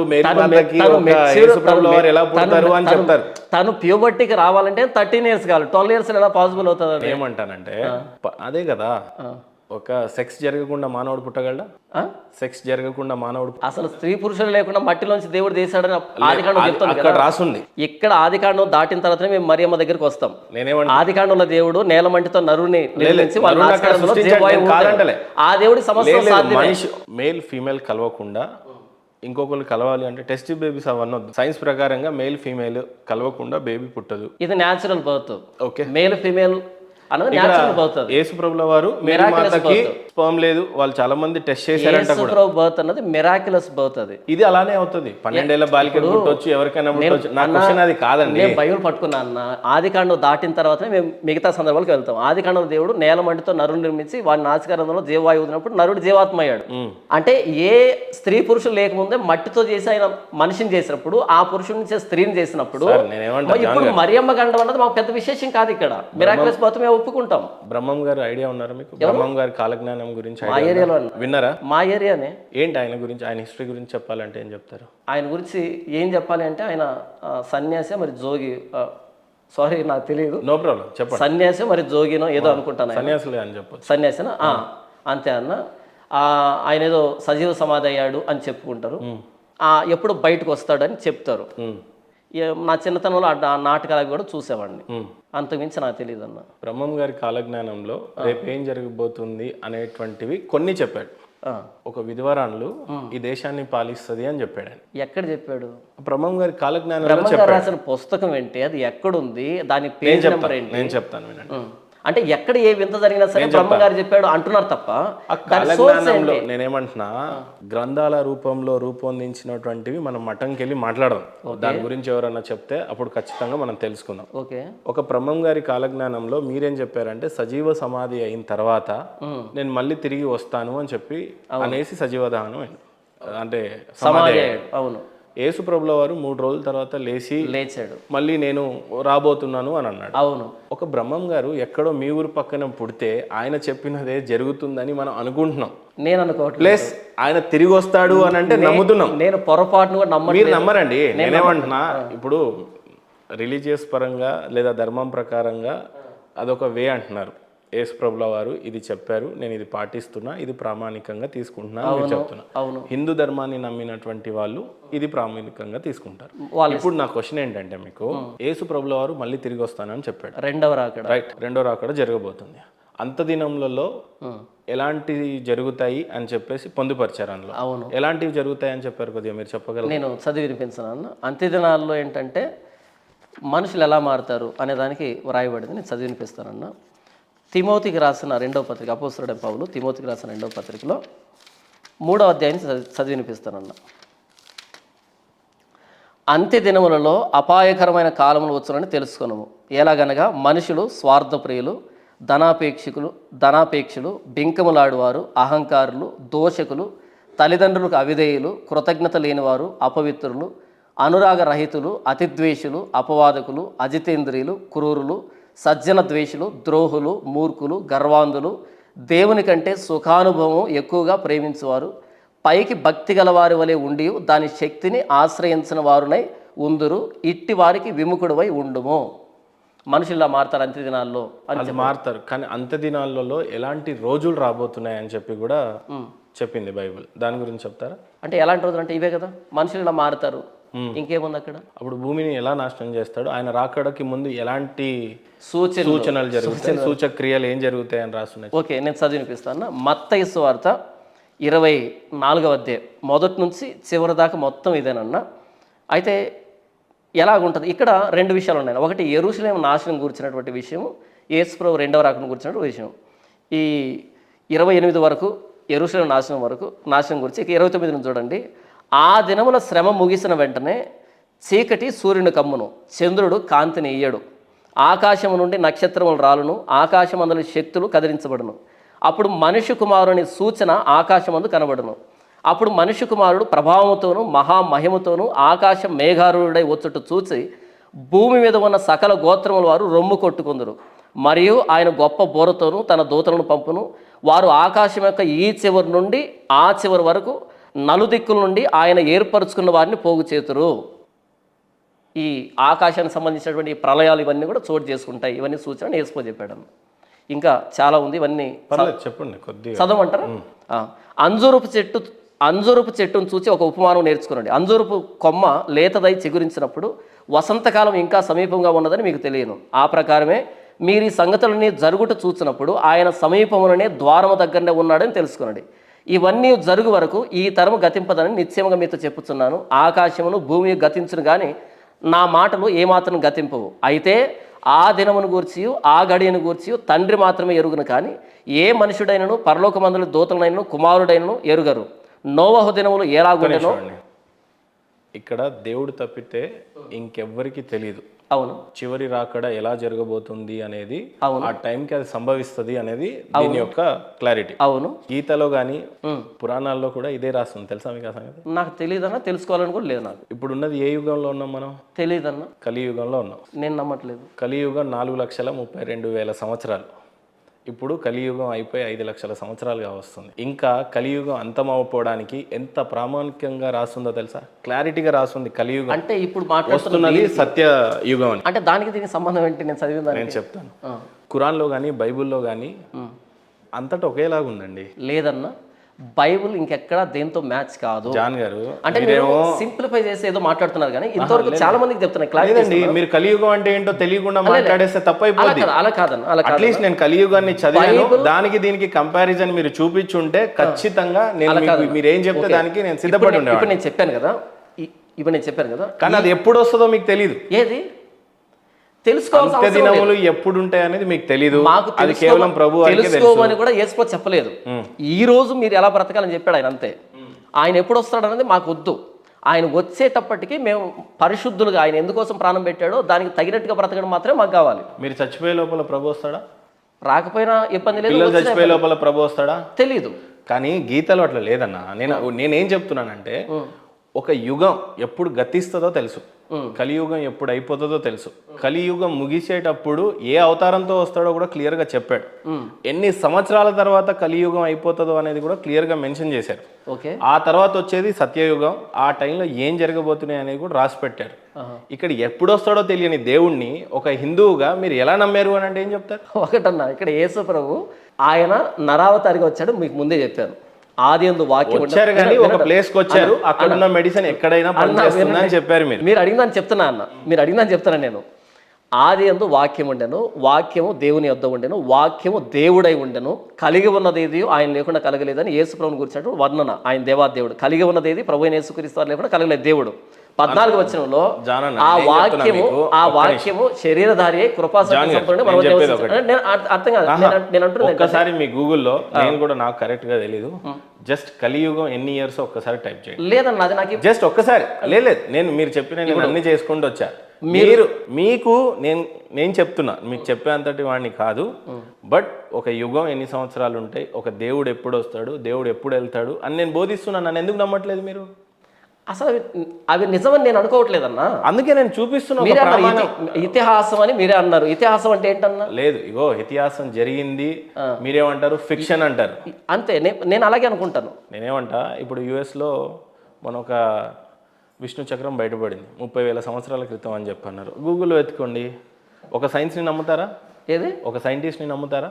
ఏ సైంటిస్ట్ అయినా ఈ రోజున మీరు జ్వరం వస్తే ఒక పారాసిటమాల్ వేసుకుంటే పారాసిటమాల్ కనిపెట్టిన సైంటిస్ట్ వేరే, మీరు విష్ణు చక్రం అంటున్నారు సైంటిస్ట్ వేరే. అక్కడ ఆర్కియాలజీ డిపార్ట్మెంట్ వాళ్ళు ఒకళ్ళు ఉంటారు, ఎన్ని సంవత్సరాల పురాతనో చెప్పడానికి. అది విష్ణు చక్రమే అని గ్యారంటీ ఏంటి? ఏ చక్రం అయితే ఏముందండి? సరే విష్ణు చక్రం కాదు, నేను చెప్పేది విష్ణు చక్రము కాదు అని మీరు కొంతసేపు అనుకోండి. అవును, బట్ ఆ చక్రాన్ని విష్ణు వాడాడు అని చెప్పేసి అన్ని అధ్యయనాలలో ఉన్నాయన్న క్లియర్గా. అంటే అంత చిన్నది ఆ చక్రం ఏంటి అని? చాలా పెద్దది చక్రం. మీరు ఒకసారి భూమండలం అంతా పెద్దదైనా సరే, భూమండలం అంతా పెద్దదైనా సరే ఈ సృష్టి కర్తకి అది చాలా చిన్నది అవుతుంది. ఈ భూమండలం అన్నది అసలు స్పెక్ ఆఫ్ డస్ట్. ఇది యాక్చువల్లీ ఈ యూనివర్స్ పోల్చుకుంటే పూర్తి చేయనివ్వండి. యేసు ప్రభుల వారే మనుషులను క్షమిస్తాడు అని మీరే చెప్తారు. నన్ను పూర్తి చేయనివ్వండి, మీరు పూర్తి చేయనివ్వట్లే. ఈ భూమండలం అన్నది speck of dust when compare to the universe. ఆదికాండ మొదటి వచనంలో దేవుడు ఈ భూమి ఆకాశం సృజించాడంటే ఈ సృష్టికి పైన ఉన్నవాడు. ఒకవేళ భూమండలం అంతా చక్రం బయటపడినా సరే ఈ సృష్టితో పోల్చుకున్నప్పుడు చాలా చిన్నది అవుతుంది. ఈ సృష్టికి బయట ఉన్నవాడు, సృష్టిని చేసిన వాడికి అది అసలు మ్యాటర్ కాదు. అంత చిన్నది దాన్ని ధరించిన ఆయన, ఈ సృష్టిని చేసిన ఆయన నేను భావించట్లేదు. లేదు, నేనేమంటానంటే నరరూపంలో వచ్చినటువంటి యేసుప్రభుల వారు కేవలం ఒక చోటుకి చెందినవాడు అని అంటే మీరు అనుకోవట్లే. కానీ అదే ఇక్కడికి వచ్చేసరికి ఆ చక్రం భూమంతా పెద్దది ఉన్నాడు, జెరూసలేంలో ఉన్నాడు ఆయన. సరే పోనీ, ఇప్పుడు నేను అంటుంది ఏంటంటే దేవుడు ఎప్పుడు వస్తాడో తెలియదు అన్న దగ్గర మన డిబేట్ మీది. తెలుసుకోవాల్సిన అవసరం మాకు లేదు. బైబిల్లో ఉన్నప్పుడు తెలుసుకోవాల్సిన అవసరం మాకు లేదు. యేసు ప్రభు మీరు తెలుసుకోమని చెప్పలే. నేను ఏ గడిలో వస్తానో మీకు తెలియదు కాబట్టి మీరు మెలకుగా ఉండండి అని చెప్పాడు తప్ప. అది ఎప్పుడు వస్తాడో తెలియదు. మీ బిడ్డల టైంలో వస్తాడో, మీ తాతల టైం వస్తాడో, వాళ్ళ పిల్లలు ఆయన ఎప్పుడు వస్తాడు మాకెందుకు? ఆయన ఎప్పుడు వస్తాడు మాకెందుకు? ఈ రోజు ఎవరి రాకడ కోసం వెయిట్ చేస్తున్నారు మీరంతా? నేను యేసు ప్రభు రాకడ కోసం ఎదురు చూడటంలే. నేను మరణిస్తే ప్రభు అయిన యేసుక్రీస్తు దగ్గరికి పోవడానికి ఎదురు చూస్తున్నా అంతే. అయితే నేను బ్రతికుండగా ఆయన వస్తే సంతోషం, ఆయన రాకపోయినా సరే నేను చనిపోయి ఆయన దగ్గరికి వెళ్తాను కదా. ఒక మాట సూటిగా అడుగుతా, మీరు బాధపడొద్దు. ఓకే, భారతదేశంలో హిందువులంతా ఉన్నారు, కొద్ది శాతం మంది. ఓకే, క్రిస్టియానిటీ ఉంది, అవును, ముస్లిం కమ్యూనిటీ వాళ్ళు ఉన్నారు, అవును. ముస్లింస్ ఎప్పుడు కూడా హిందువులను కమ్యూనిటీ బేసిస్ లో మారుస్తుండగా ఎక్కువగా చూడలేదు. అవును, మత ప్రచారం చేస్తున్నట్టు ముస్లింలు మీరు హిందువులంతా ముస్లింగా మారండి అని ఎప్పుడు మత ప్రచారం జరగలేదు, జరగదు కూడా. కేవలం క్రిస్టియన్స్ మాత్రం హిందువులను మాత్రమే, హిందువులు మాత్రమే ప్రతి వ్యక్తి. మీరు 1-2% ముస్లింలను మారుస్తా ఉంటే 98% హిందువులనే ఎక్కువగా మారుస్తున్నట్టుగా కనిపిస్తా ఉంది. ఈ భారతదేశంలో క్రిస్టియానిటీ అనే దానికి చరిత్ర ఒక 200 సంవత్సరాలకి ముందు కనిపించినట్టుగా పెద్దగా లేదు. ఎందుకంటే మీరు ఇందాక ఏమన్నారంటే మీకు రాజులు లేరు.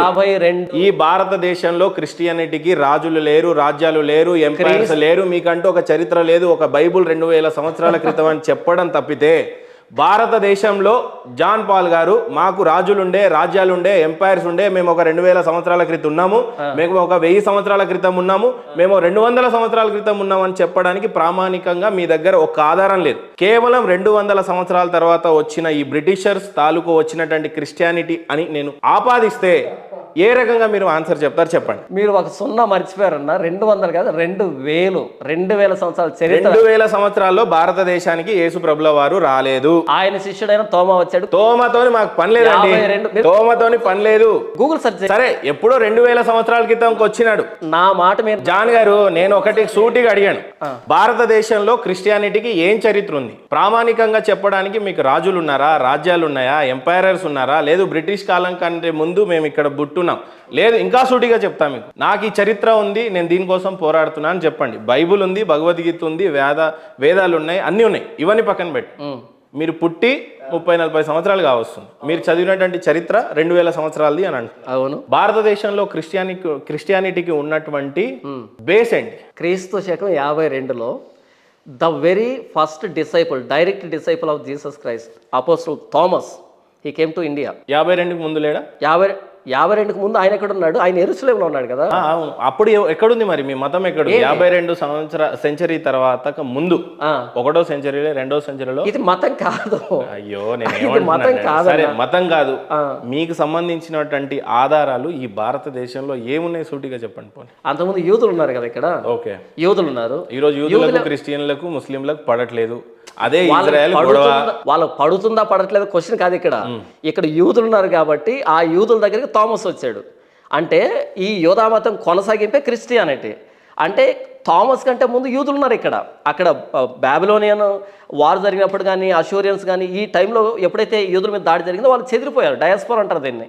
కాబట్టి అంతకుముందు నుంచే నిజదేవుని గురించినటువంటి ఆనవాళ్ళు భారతదేశంలో ఉన్న యూదుల రూపంలో ఇప్పటికీ యూదులు ఉన్నారు. ఆ యూదుల దగ్గరికి యూదుడైనటువంటి తోమా వచ్చాడు. కాబట్టి యూదా మతం కొనసాగింపు క్రిస్టియానిటీ. మూలాలు ఏంటంటే యూదులు ఉన్నారు కదా, యూదుల దగ్గరికి కదా థామస్ వచ్చింది. కాబట్టి భారతదేశంలో ఎప్పటి నుంచో నిజదేవుని గురించి అక్కడి నుంచి 2024 వరకు మేము ఉన్నటువంటి దాఖలాలు ఇవి అని చెప్పండి. అప్పటి నుంచి సువార్త ప్రకటించబడుతూ ఉంది. ఎవరికి చెప్తా ఉన్నారు? చెట్లకు పుట్లకు చెప్తా ఉన్నారా? చెట్ల పుట్లకు చెప్తారు. నన్ను ఎందుకు ఎంటర్ చేస్తారు మీరు? ఎవరికి చెప్తున్నారు? మణికంఠ స్వామి చెప్పినటువంటి వారు ఎవరిని మతం మార్చారు మీరు అప్పుడు భారతదేశంలో? క్రీస్తు శకం 52 నుంచి అపోస్తలుడైన తోమా సువార్త చెప్పాడు. చెప్పాడు ఎవరికి? అక్కడ ఉన్నటువంటి యూదులకు కానీ, ఆ రోజు బ్రాహ్మిన్స్ కానీ, ఆ హిందూస్ కానీ చెప్పాడు. వాళ్ళు నమ్మారు, వాళ్ళు ఇంకొకరు చెప్పారు. అక్కడి నుంచి సువార్త అనేది ప్రారంభమైంది. ఇప్పుడు నా దాకా వచ్చింది, మీ దాకా వచ్చింది, ప్రపంచం అంతా తిరుగుతుంది సువార్త. మౌర్యులు ఈ దేశంలో పాలించినటువంటి ఏ సంవత్సరం ఐడియా ఉందండి? ఎవరు మౌర్యులు? ఐడియా లేదన్న. చంద్రగుప్త మౌర్యుడు ఎగ్జాక్ట్ డేట్ ఈ దేశాన్ని పాలించాడు. ఎగ్జాక్ట్ డేట్ ఎన్ని వేల సంవత్సరాల క్రితం? దానికి దీనికి సంబంధం ఏంటి? 5000 సంవత్సరాల క్రితం. దానికి దీనికి సంబంధం ఏంటి? అప్పుడు హిందూ సమాజం ఉందన్న. ఇప్పటికీ ఉంది హిందూ సమాజం కదా, ఇప్పటికీ ఉంది. ఒక ప్రామాణికంగా నేను 5000 సంవత్సరాల నాటి కాలాన్ని చెప్పుకుంటూ వస్తా. ఓకే, చంద్రగుప్తుడు మౌర్య తర్వాత వాళ్ళ కొడుకు, ఆ తర్వాత అశోకుడు, ఆ తర్వాత ఈ ప్రామాణికంగా అనేది 5000 సంవత్సరాల క్రితం చెప్తా. మీరు దేవుడి యొక్క ప్రామాణికంగానే జస్ట్ 2000 ఇయర్స్ బ్యాక్ చెప్తున్నారు. మళ్ళీ ఆది కాండంకి వెళ్ళి భూమిని సృష్టించారు అని చెప్తున్నారు. మీకు నేను చెప్పింది అర్థం కాలేదన్నా. యూదా మతం యొక్క కొనసాగింపు క్రిస్టియానిటీ అని చెప్తున్నా. యూదా మతం ఎక్కడిది? ఆదికాండం 12వ అధ్యాయం నుంచి అబ్రహాం పిల్లలు వాళ్ళంతాని. అంతకంటే ముందు ఆదికాండం 1వ అధ్యాయం నుంచి దేవుడు చేశాడు వారందరినీ. అంటే డైరెక్ట్ దేవుని దగ్గరికి లింక్ ఉందని చెప్తున్నా నేను. ఇది రిలీజన్ కాదని చెప్తున్నా. పోనీ నేను ఇంకో విషయం చెప్తాను మీకు. కోనార్క్ అనే ఆలయం 10,000 సంవత్సరాల లాంటిది. ఓకే, 10,000 సంవత్సరాల నాటిది. ఓకే, లేదు తిరుమల దేవస్థానం ఏదైతే ఉందో ఒక 3,000 సంవత్సరాల నాటిది. కానీ మీకు దేవాలయాలు అంటే చర్చిలు ఈ భారతదేశంలో ఎక్కడ ఇతిహాసం ఉంది? మా ఆలయం ఇగో ఇంత పురాతనమైంది. ఇప్పుడు చర్చిలు ఉన్నాయి కదా, కల్వరి టెంపుల్ ఉంది కదా. అది టెంపుల్ కాదులేండి, అది temple. Actual temple, Calvary temple ఉంది కదా. టెంపుల్ జీసస్ కాల్స్ మినిస్ట్రీ అని చెప్పేసి తమిళనాడులో ఆయన పెద్ద ఆయన పాల్ దినకరన్ నడిపిస్తున్నాడు. అది కూడా నమ్ముతారు కదా. అంటే కొన్ని ప్రాంతం ఉంది అని నమ్ముతారు. అసలు నమ్మను, అది క్రిస్టియానిటీ అని నమ్మను నేను. దాంట్లో విభేదిస్తారా? క్రిస్టియన్ లో కూడా దొంగలు ఉన్నారా? ఎక్కడ నిజం ఉంటుంది అక్కడ నకిలీ కూడా ఉంటుంది అన్న. ఎక్కడ నిజం ఉంటుంది అక్కడ నకిలీ కూడా ఉంటుంది. మీకు దేవాలయాలు పురాతనమైనవి చెప్పడానికి ఏమన్నా? క్రిస్టియానిటీకి దేవాలయాలు లేవు. క్రిస్టియానిటీకి దేవాలయాలు లేవు. ఇప్పుడు ఇజ్రాయెల్లో జరుగుతున్న గొడవలు దేని గురించి? ఆ భూభాగం గురించి. భూభాగం గురించా? జెరూసలేం గురించి కాదు, భూభాగం గురించి. జెరూసలేం అనేది ఏంటి? టెంపులా లేకపోతే మసీదా ఏంటి? ఒకప్పుడే సోలొమన్ ప్రార్థన చేసుకునేటువంటి సోలొమన్ టెంపుల్, జూయిష్ టెంపుల్. అది తర్వాత కాలంలో ముస్లిమ్స్ దాన్ని ఆక్యుపై చేసి అక్కడ మసీదు కట్టారు. అంతకుముందు ఎవరు అది ఫస్ట్ జెరూసలేం కట్టింది ఎవరు? Jewish temple. Jewish temple. ఎవరు వాళ్ళు జూయిష్లు అంటే? అబ్రహాం పిల్లలు, యాకోబు పిల్లలు. అంటే అబ్రహాం క్రిస్టియనేనా? క్రిస్టియనేనా వాళ్ళు? ఆ యూదా మతం కొనసాగింపే క్రిస్టియానిటీ. ఓకే. ఓకే. సో వాళ్ళు క్రిస్టియానిటీ కదా? క్రిస్టియన్స్ కదా, యూదులు. యూదుల నుంచి వచ్చిన వాళ్ళు క్రిస్టియన్సా? అవును, యూదు కొనసాగింపు క్రిస్టియానిటీ కదా. అవును. జెరూసలేం కట్టింది ఎవరు? సోలొమన్. ఆ టెంపుల్ ని సోలొమన్. ఆయన ఏ సంతతికి చెందినవాడు? క్రిస్టియానిటీకి చెందినవాడే కదా? కాదు, యూదుడు. యూదుడికి క్రిస్టియన్ కి ముస్లిం కి పడట్లేదు అన్న. యూదా మతం అన్నది బేస్మెంట్ అన్న, క్రిస్టియానిటీ భవనం అన్న. నేనేమంటానంటే ఇజ్రాయెల్లో ఇప్పుడు యుద్ధ మేఘాలు కమ్ముతా ఉన్నాయి. అవును. ఫలిస్తీన్లు మాత్రం గొడవలు పడతా ఉన్నారు. అవును. వీళ్ళు గాజా మీదకి వేస్తా ఉన్నారు బాంబులు. అవును. ఇక్కడ భూభాగం గురించి ఒక గొడవ అయితే అవును. ప్రధానమైన గొడవ దేని గురించి? ఇజ్రాయెల్ యుద్ధం చేస్తుంది అరేబియన్స్ తో గానీ ముస్లిమ్స్ కమ్యూనిటీ సోదరులతో గానీ. ఎందుకు యుద్ధం చేస్తుంది ఇజ్రాయెల్? ఆ భూభాగం గురించి అన్నది నాకు తెలిసిన ఇన్ఫర్మేషను. ఆ సోలమన్ టెంపుల్ని వాళ్ళు డెస్ట్రాయ్ చేసి అక్కడ మసీద్ ఎప్పుడైతే కట్టారో మరలా దాన్ని ఆక్యుపై చేసుకోవడానికి వాళ్ళు పోరాడుతున్నారు. ఇప్పుడు మీరు చెప్పింది ఏంటి? యేసు ప్రభుల వారికి ఒక మందిరం అనేది ఉండదు అన్నారు. అది యేసు ప్రభు మందిరం కాదన్న. Jewish temple is different church కాదు అది. క్రిస్టియన్ సోదరులంతా కూడా ఇజ్రాయెల్కి ఎందుకు వెళ్తా ఉన్నారు? ఇట్ ఈస్ హిస్టారికల్ ప్లేస్ అన్న. ఏముంది అక్కడ? ఏముంది? బైబిల్ సంబంధించినటువంటి ఆనవాళ్ళు ఉన్నాయి అక్కడ. మందిరం లేదు. మందిరం మీరు చెప్పారు కదా లేదని. యేసు ప్రభు వాళ్ళకి మందిరం లేదు. యేసు ప్రభు మందిరం కట్టలేదన్న. ఇజ్రాయెల్ ప్రెసిడెంట్ కి చెప్పండి. అయ్యో, మీరు గూగుల్ సెర్చ్ చేయండి. యేసు ప్రభు అడగండి, wear is the temple of Christian అడగండి. సోలమన్ టెంపుల్ లేదు, జీసస్ క్రైస్ట్ టెంపుల్ ఎక్కడ ఉందని జస్ట్ గూగుల్ లేదన్న. అయ్యో ఉందన్నా. అన్న, గూగుల్ తెలియని విషయం క్రిస్టియానిటీ గురించి నాకు తెలుసు, బైబిల్లో ఉన్నది. అర్థమవుతుంది. యేసు ప్రభు ఏ టెంపుల్ కట్టలేదు. యేసు ప్రభు ఏ టెంపుల్ కట్టలేదు, అది సోలమన్ టెంపుల్. అది సరే, బోధన ఎక్కడి నుంచి బోధించేవాడు? ఎక్కడి నుంచి బోధించేవాడు?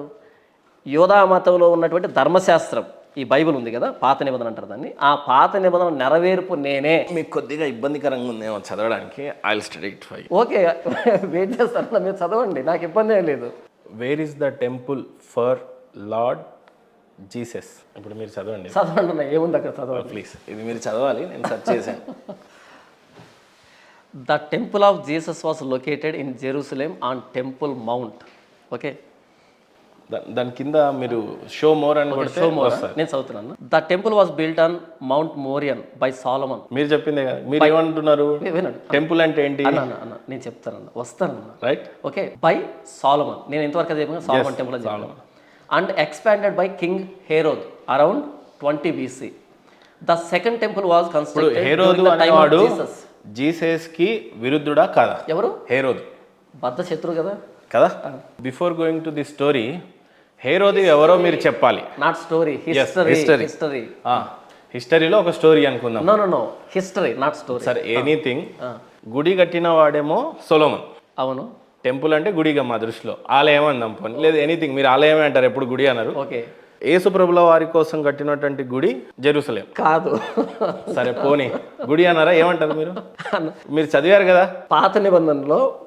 నేను చెప్పేది వినండి, చెప్తాను. మళ్ళీ డైవర్ట్ అవ్వద్దు ప్లీజ్. నేనేమంటాను, అక్కడ కట్టినటువంటి ఏదైతే ఆలయం ఉందో అది కట్టినటువంటి సొలొమన్ అయితే, ఆ తర్వాత భద్రశత్రువు ఎవరు? హేరోదు ఎందుకు అసలు భద్రశత్రువు అయ్యాడు? ఆ స్టోరీ చెప్పండి. నాట్ స్టోరీ, హిస్టరీ చెప్తాను వినండి. ఓకే, ఎందుకు అంటే ఎప్పుడైతే హేరోదు పరిపాలిస్తున్నాడో ఆ పరిపాలనలో తూర్పు దేశం నుంచి కొంతమంది జ్ఞానులు వచ్చారు. బాబిలోన్ నుంచి కొంతమంది జ్ఞానులు వచ్చి, యూదుల రాజుగా పుట్టిన వాడెక్కడా, మేము ఆయన నక్షత్రం చూసి వచ్చామని వచ్చారు. అప్పుడు యూదులను పరిపాలిస్తున్నది హేరోదు. ఎప్పుడైతే యూదుల రాజుగా పుట్టిన వాడెక్కడ, అప్పటికే హేరోదు తన కుమారులను చంపేశాడు. అంటే ఇక్కడ స్టోరీ ఇది ఫినిష్ కాలేదు, ఇంకా ఫినిష్ కాలేదు. అప్పటికి జెరూసలేం అనేది కట్టబడి ఉంది. ఆ తర్వాత మానవ రూపంలో వచ్చినటువంటి యేసుని వెతకడానికి హేరోదు మనుషులను పంపించాడు. జెరూసలేం ఎప్పుడో కట్టబడింది, దానికి దీనికి సంబంధం లేదు. యేసు ప్రభుల వారిని వెతికించింది ఎవరు? కింగ్ హేరోదే కదా. యేసు ప్రభు వారిని చంపేయమని చెప్పింది. చిన్నప్పుడు బాలుడు ఉన్నాడు, ఆయన దేవుడై కుమారుడు ఉన్నాడు, ఆయనను మనం చంపేయాలి అని చెప్పి వెతికించింది ఆయనే కదా. అవును. మానవుడు దేవుణ్ణి వెతికించాడు. అవును. అదే దేవుడు ఈ మానవుడి మీద కక్షపూరితంగా అస్సలు కాదు. చెప్పండి, మీరే చెప్పండి, పోనీ హిస్టరీ మీరే చెప్పండి. కక్షపూరితంగా ఏం చేయలేదే, అసలు కక్షపూరితంగా ఏం జరగలేదు. అసలు హేరోదుకి ప్రభు వారికి ఉన్న అనుబంధం చెప్పండి పోనీ. అనుబంధం ఏంటంటే, యూదుల రాజుగా పుట్టినవాడు అనగానే ఆయన కోపం వచ్చింది. అప్పటికే తన కుమారులను చంపేశాడు యూదుల రాజుగా పుట్టింది యేసుప్రభుల వారు. యేసు ప్రభు. హేరోదు ఉన్నటువంటి ఆయన కూడా యూదుల రాజు అప్పటికి పరిపాలిస్తున్నాడు. అప్పటికే తనకు పోటీ వస్తారేమోనని ఆయనకి చాలా మంది భార్యలు ఉన్నారు. అంటే హేరోదుకున్న కోపం ఏంటంటే నాకంటే గొప్పవాడు ఒకడు పుట్టాడు, ఆయన నేను చంపాలి, నా సింహాసనానికి ఇబ్బంది ఏమో. ఆయనకు ఒక ఇన్ఫర్మేషన్ అందింది. అవును, అప్పటికే ఆయన కుమారులను చంపేశాడు ఆయన.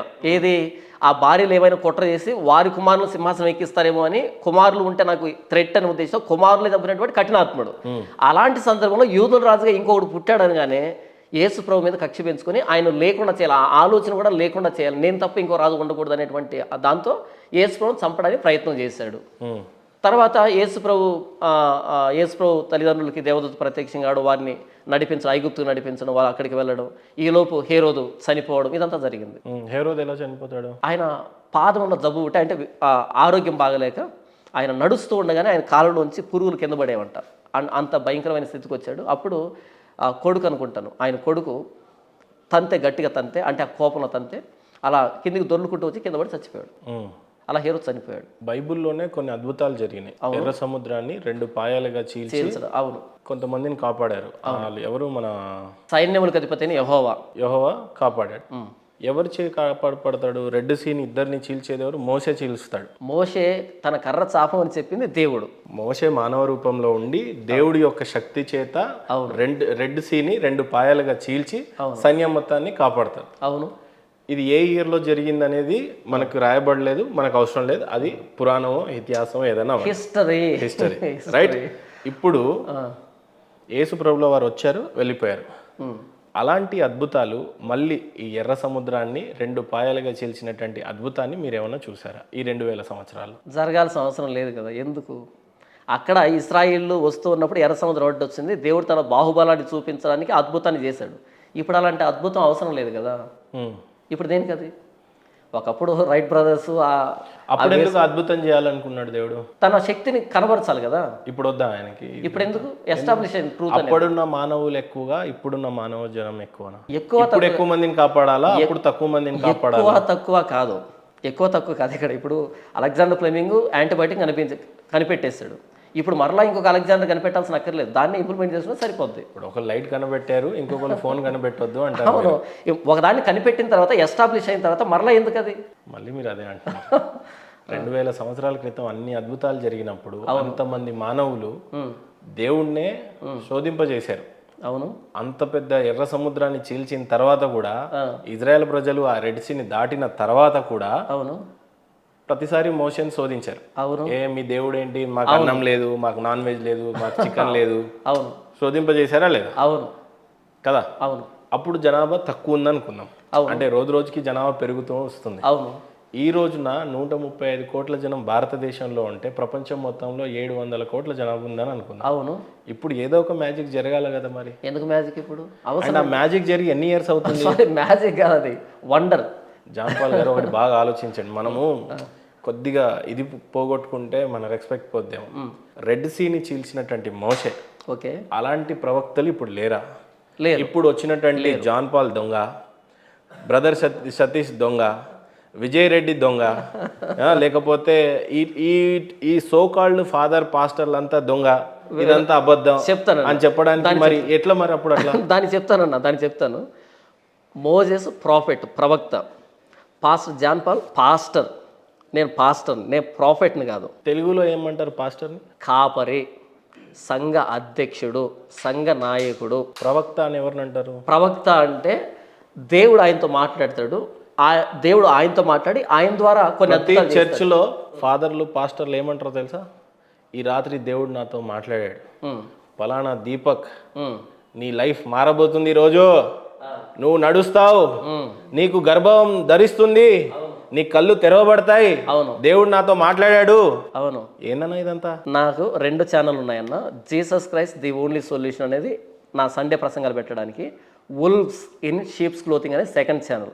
ఇప్పుడు మీరు అన్నారే దీపక్ పిలుస్తున్నాడు, నీ గర్భం రాబోతు అన్నావు కదా, ఇలాంటి దొంగలందరినీ వీళ్ళు గొర్రె చర్మం వేసుకున్న తోడు. క్లియర్గా చెప్పండి, జాన్ పాల్ గారే సరైన పాస్టరు, దినకరన్ అనేవాడు దొంగ, సతీష్ అనేవాడు దొంగ, విజయ్ అనేవాడు దొంగ, ఇది క్లియర్గా చెప్పరాదన్నా? నేను అదే చెప్తున్నాను అన్న, వుల్ఫ్స్ ఇన్ షీప్స్ క్లోతింగ్ అని ఛానల్ పెట్టి, వుల్ఫ్స్ ఇన్ షీప్స్ క్లోతింగ్ అంటే గొర్రె చర్మం వేసుకున్న తోడేళ్ళు అని ఆ ఛానల్ పెట్టి, ఆ ఛానల్లో వీడియోలు పెడుతున్నా అంటే విత్ ఫోటోలతో వీడియోలతో అయితే పెడుతున్నా. జాన్ పాల్ గారు వంటి తక్షణ కర్తవ్యం ఏంటంటే ఫస్ట్ హిందువులను మార్చడం కాదు, హిందువుల నుంచి మారవబడ్డ క్రిస్టియన్స్ ఉంటారు కదా వాళ్ళని మార్చాలి మీరు ఫస్ట్. నేను అదే ఈ చేస్తున్నాను. పాల్ దినకరన్ చేసిన ప్రసంగాలు, బ్రదర్ సతీష్ గానీ అవును, లేకపోతే బ్రదర్ అనిల్ గానీ వీళ్ళ నుండి రక్షించాలా మీరు? నేను అదే చేస్తున్నాను. సెకండ్ ఛానల్ పెట్టి అదే చేస్తున్నాను. చెప్పండి మరి ఏం చెప్పాలనుకుంటున్నారు మీరు అలాంటి వాళ్ళకి? అలాంటి వాళ్ళకి నేనేం చెప్పాలనుకుంటున్నానంటే, క్రైస్తవులకి ప్రామాణిక గ్రంథం బైబుల్. ఈ బైబుల్కి కుడికి కానీ ఎడమకి కానీ పోయేవాడు క్రైస్తవుడు కాదు.